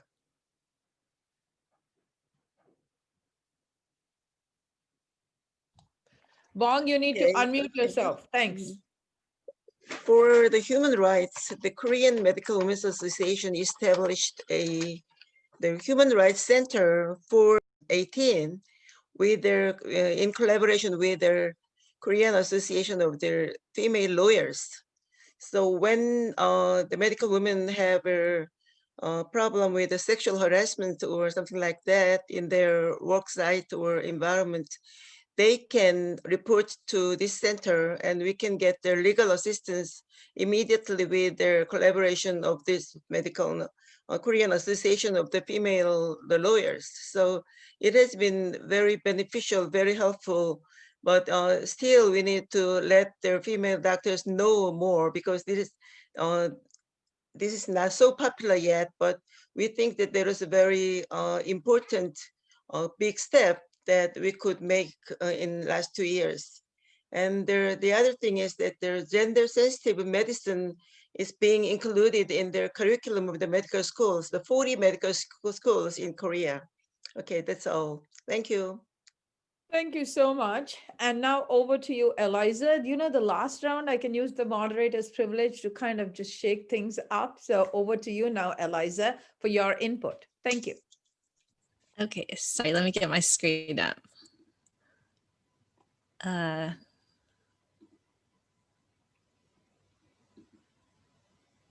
Oops, sorry. Okay, hope you can see that. So I thought I'd use this time to just talk a little bit about some of the initiatives within AMWI that kind of highlight this last issue that you're bringing up, Dr. Murthy, particularly women's health and human rights. And actually, a little shout out for you. This is a copy of your book, Women's Global Health and Human Rights. But a couple of the issues that we've been working on, others have also mentioned, Dr. Fleiterer in Germany, about, we call it sex and gender specific health in the US. I think you guys call it gendered medicine, and the importance of that and advocating for that. So we have now hosted our third summit on that, expanding beyond medicine to include nursing, dentistry, pharmacy, allied health professions, nursing, so that all of us can educate our upcoming healthcare providers about the importance of sex and gender specific health and really having that lens to approach patient care. I've also just included one of our leaders, Dr. Alison McGregor, has actually written a wonderful book. You might check it out, called Sex Matters. It's a great way for lay people to understand what the importance is of sex and gender specific health, and also why we need the data in women. I mentioned a little bit about our work on human trafficking. That continues to go on strong. It's been going on for about 5 years, and really educating healthcare providers about the need to recognize victims of human trafficking, because so often they access the medical system, but we don't know, we don't recognize the signs. So these are free videos. You're welcome to check it out. All of our trainings are free. So in this era of COVID, the wonderful thing is that we can share these resources beyond our own country. We, like Canada, and thanks to Dr. Vivian Brown for really guiding us in this, have started an HPV Prevention Week. Ours is held the last week in January. This is going to be our third annual week that we've done, coming up in 2021, and a week-long series of webinars and really trying to galvanize the youth to understand the importance of HPV prevention, particularly through vaccination. And I added this last physician support line icon at the top, was motivated. I can't remember who, maybe it was Bong in Korea, about the psychiatrists who were helping the other physicians. So Dr. Mona Masood, community psychiatrist, saw the real urgent need in the US of physicians on the front lines and everything that they were facing. And as I mentioned to you, people are very reluctant to seek professional help because of potential impact on their license. So she started the physician support line, volunteer group of psychiatrists, which has now grown, I believe, to over 800 psychiatrists. It's completely anonymous, it's confidential, and it's really just a phone call, and has been really impactful, and they're helping physicians and medical students, any healthcare provider through the pandemic. So I think that's it for me. Back to you. Thank you. Oh, actually, sorry, one more thing, and it's covering my slides, so I didn't have the prompt. One of the big issues that we have become aware of in the US is physician fertility. And in our statistics, 1 in 4 women will experience in that compared to the general population, which is 1 in 10. And of course, as you know, the training to become a physician is so long, and the training clock, the academic clock, the biological clock, they're all ticking in synchrony. And it's been such a big issue that when we put out a call for committee members, we had over 150 people sign up just for one committee. Unbelievable. I don't know if this is an issue that your members are also facing, but there was a paper that was published in 2019, a call to action, and we are really taking that call to action to heart and really responding to it, and hopefully to make change. We'll be holding a summit on physician fertility in April of next year. And if any of you are interested in, welcome for you to attend, and we can learn together on how we can fix the problem. Thank you. Thank you, Eliza, and thank you for that shout out. That was so nice. I mean, I even forgot that I wrote the book, just kidding. But, you know, thank you so much. And now I will move on to Desiree. And Des, once you finish answering this, because I am, as I told you, reversing the order, you know, because we have to practice equity even among the speakers. So you will be giving your 30-second roundup first. So we go counterclockwise. Thank you. Please unmute yourself.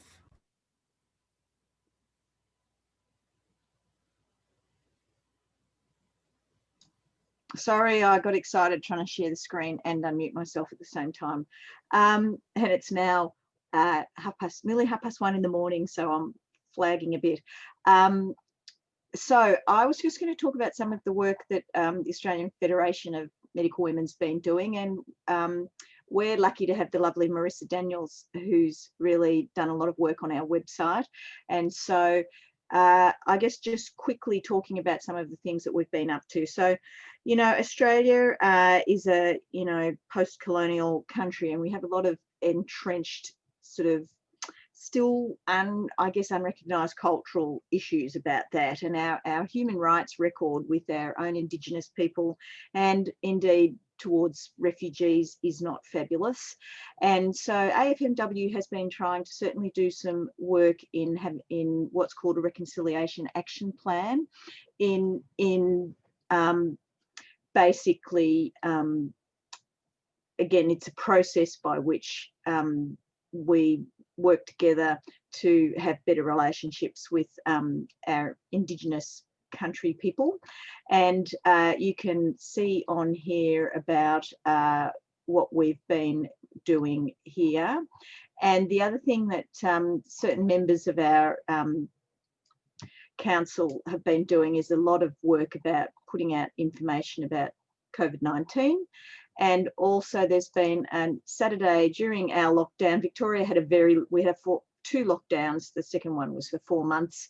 And so again, taking advantage of the virtual capacity, as they started being Saturday open forums. And they have covered quite a diverse number of topics. They've also included some of our Western Pacific afternoons, but you can see it's been quite diverse about digital practice and cybersecurity, as well as doctor wellbeing, and they can all be found on here, as well as some of our other work with advocacy and projects and all of those kind of things. So I guess that's probably the main things to talk about that. So if you want, do you want me to move straight into the wrap up then?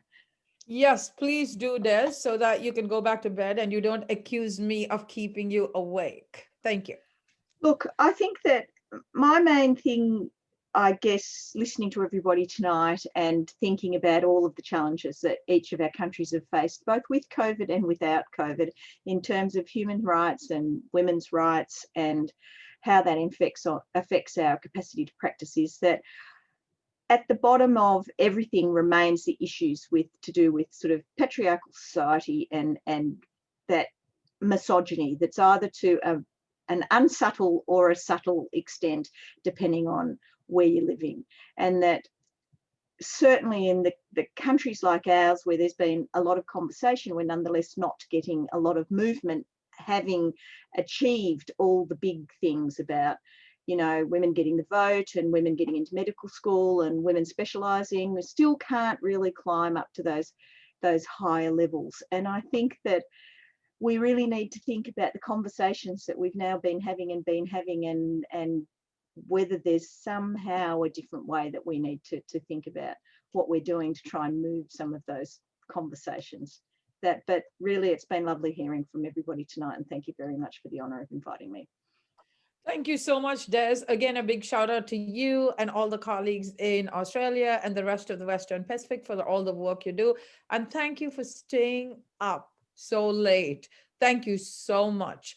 And now over to Eliza. I go to the other side where it's still early morning for Eliza. Eliza, 30 seconds for your closing remarks. Thank you. So I think one thing that I've been impressed with is the unique role we have as women physicians to be leaders within the profession and also leaders within medicine and leaders within our communities. And we should really use our strengths as women, our interest and willingness to collaborate, as this wonderful meeting has shown us, willingness to learn from each other, share ideas and resources. But to have real impact, we have to have leadership seats at the table.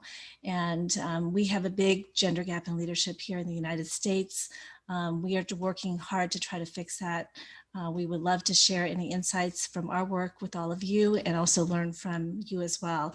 And we need to have leaders, women physician leaders in all sectors of healthcare, not just clinical medicine, not just academia, but in research, industry, innovation.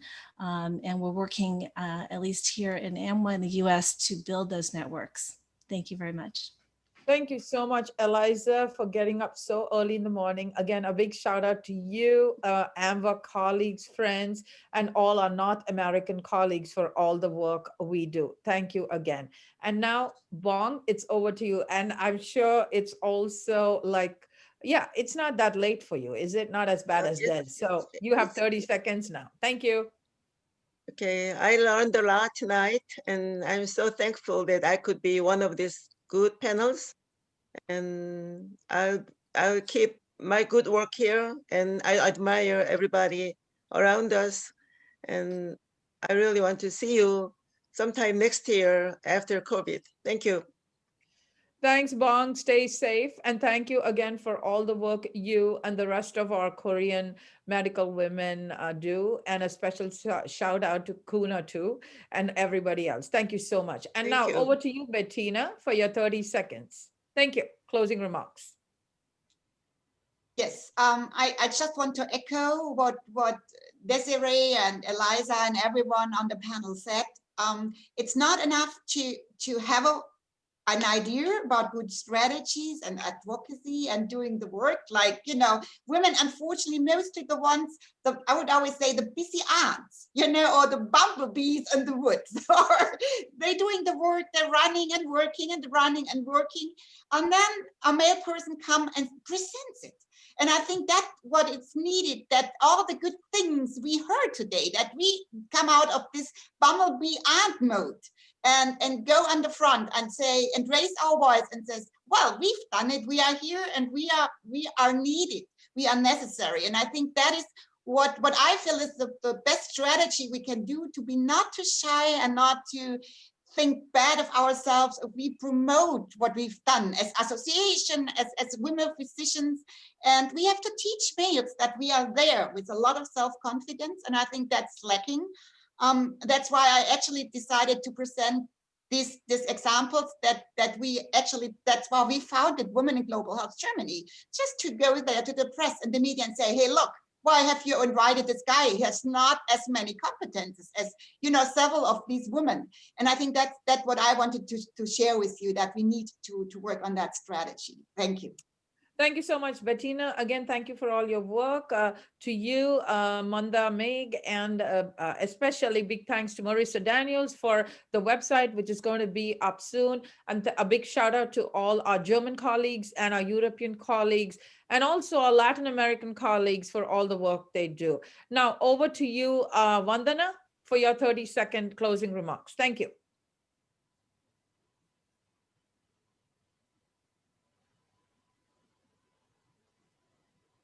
Vandana?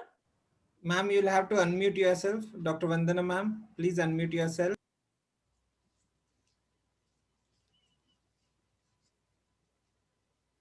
Okay, while we're waiting for her, Yamini, can I please ask you in the interest of time to make a 30-second... I have unmuted myself. I have unmuted okay, myself. Sorry. Can you hear me? Thank you. Yes, Yeah, okay. I want to thank you and Usha for a very lovely and a meaningful program. And I agree with Bettina. I agree that we need to all interact with one another to forget the absolute the positions that we need and we deserve. So thank you very, very much for everything. Thank you, Vandana, and a big shout out to you and all my dear friends and colleagues at AMWI and also from Central Asia for all the work you have been doing. Now over to you, Yamini. Thank you, Mini, for conducting such a nice panel discussion. And I have learned so many things. You have sown the seed of the advocacy and strategy, how we have to work. So definitely it is going to improve my working in AMWI. And I look forward to you also for your guidance. And thank you. And I'm thankful to all of you, all Bettina Brown and Eliza and Desiree for accepting this invitation for panel discussion, and Mini as a coordinator. Thank you very much for accepting it and making this program a success. Thank you. Thank you so much. Very quickly, my 30 seconds, I would really like to give a big heartfelt thanks to Dr. Usha Saraya because it was her brainchild for this amazing program, all the panelists, and also to the team of Dr. Sarita Balera, Dr. Geeta Balsarkar, Dr. Yamini Alsi, Dr. Vandana Walvekar, Dr. Mandakini Meg, VP Central Asia for all your work, and also to Dr. Amba, and last but not least, to our great technical support from Dr. Amit. We could not have done this program without you.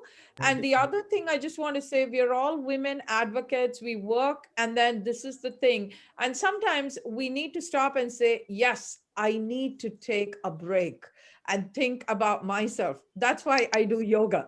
Believe me, it helps. But again, thank you so much for the honor. It's always a privilege. And as a proud Indian origin American, I could not be more thankful to have hosted this program where we had global voices. And I would like to give a shout out to all our colleagues and also to Helen as the pediatrician and other pediatricians in MWIA who have been working as advocates for children who don't have voices and who are disenfranchised. So thank you all. And now I turn it back to Amba. Thank you all. Thank you so much, ma'am. I was so overwhelmed and excited to be part of this whole journey today. As a very junior member, I have been bestowed with the role of being the president of the youth wing of the Nagpur Association, AMWI, Nagpur branch. And as a consultant psychiatrist, it was heartening to see globally that the mental health challenges that all of us are facing in this pandemic has been highlighted. And now I take great joy and pride in introducing one of my mentors who have helped me propel in this journey of AMWI, Dr. Nalini Kurve, who is currently the Honorary Secretary of the Association of Medical Women in India. She is a practicing obstetrician and gynecologist in Nagpur and has been the president in the past of the Nagpur branch of AMWI. She has also been the president of the Nagpur Obstetric and Gynecology Society in the past and has received the best tenure. The branch had received the best tenure by FOXA during her presidentship. She's an active member of many NGOs like the International Physician for Prevention of Nuclear War, IIPDP, PSR, IIP, Working for Peace and Human Rights. And she has vast experience, rich experience of both national and international conferences and has traveled widely. I would like to hand over the mic to Nalini ma'am for the further proceedings and giving the formal vote of thanks to all of you. Thank you, Amba. This was a wonderful webinar on MWIA Strategy and Advocacy Committee. It was hosted by Association of Medical Women in India, AMWI.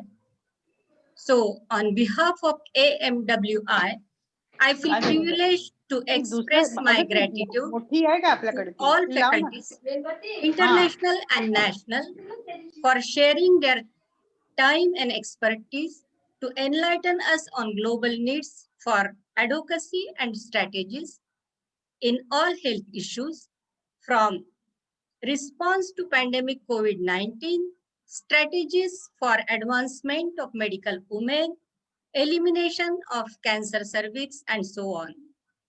We learned a lot from this webinar. Despite the odd hours for attendees from all parts of the globe, you all made it to be present. A big thank you to you all for your faith and contribution in MWIA, and hope you will continue the same. The next Central Asia Conference will be held in India when pandemic COVID permits. My sincere thanks to Emcure Pharma for all assistance.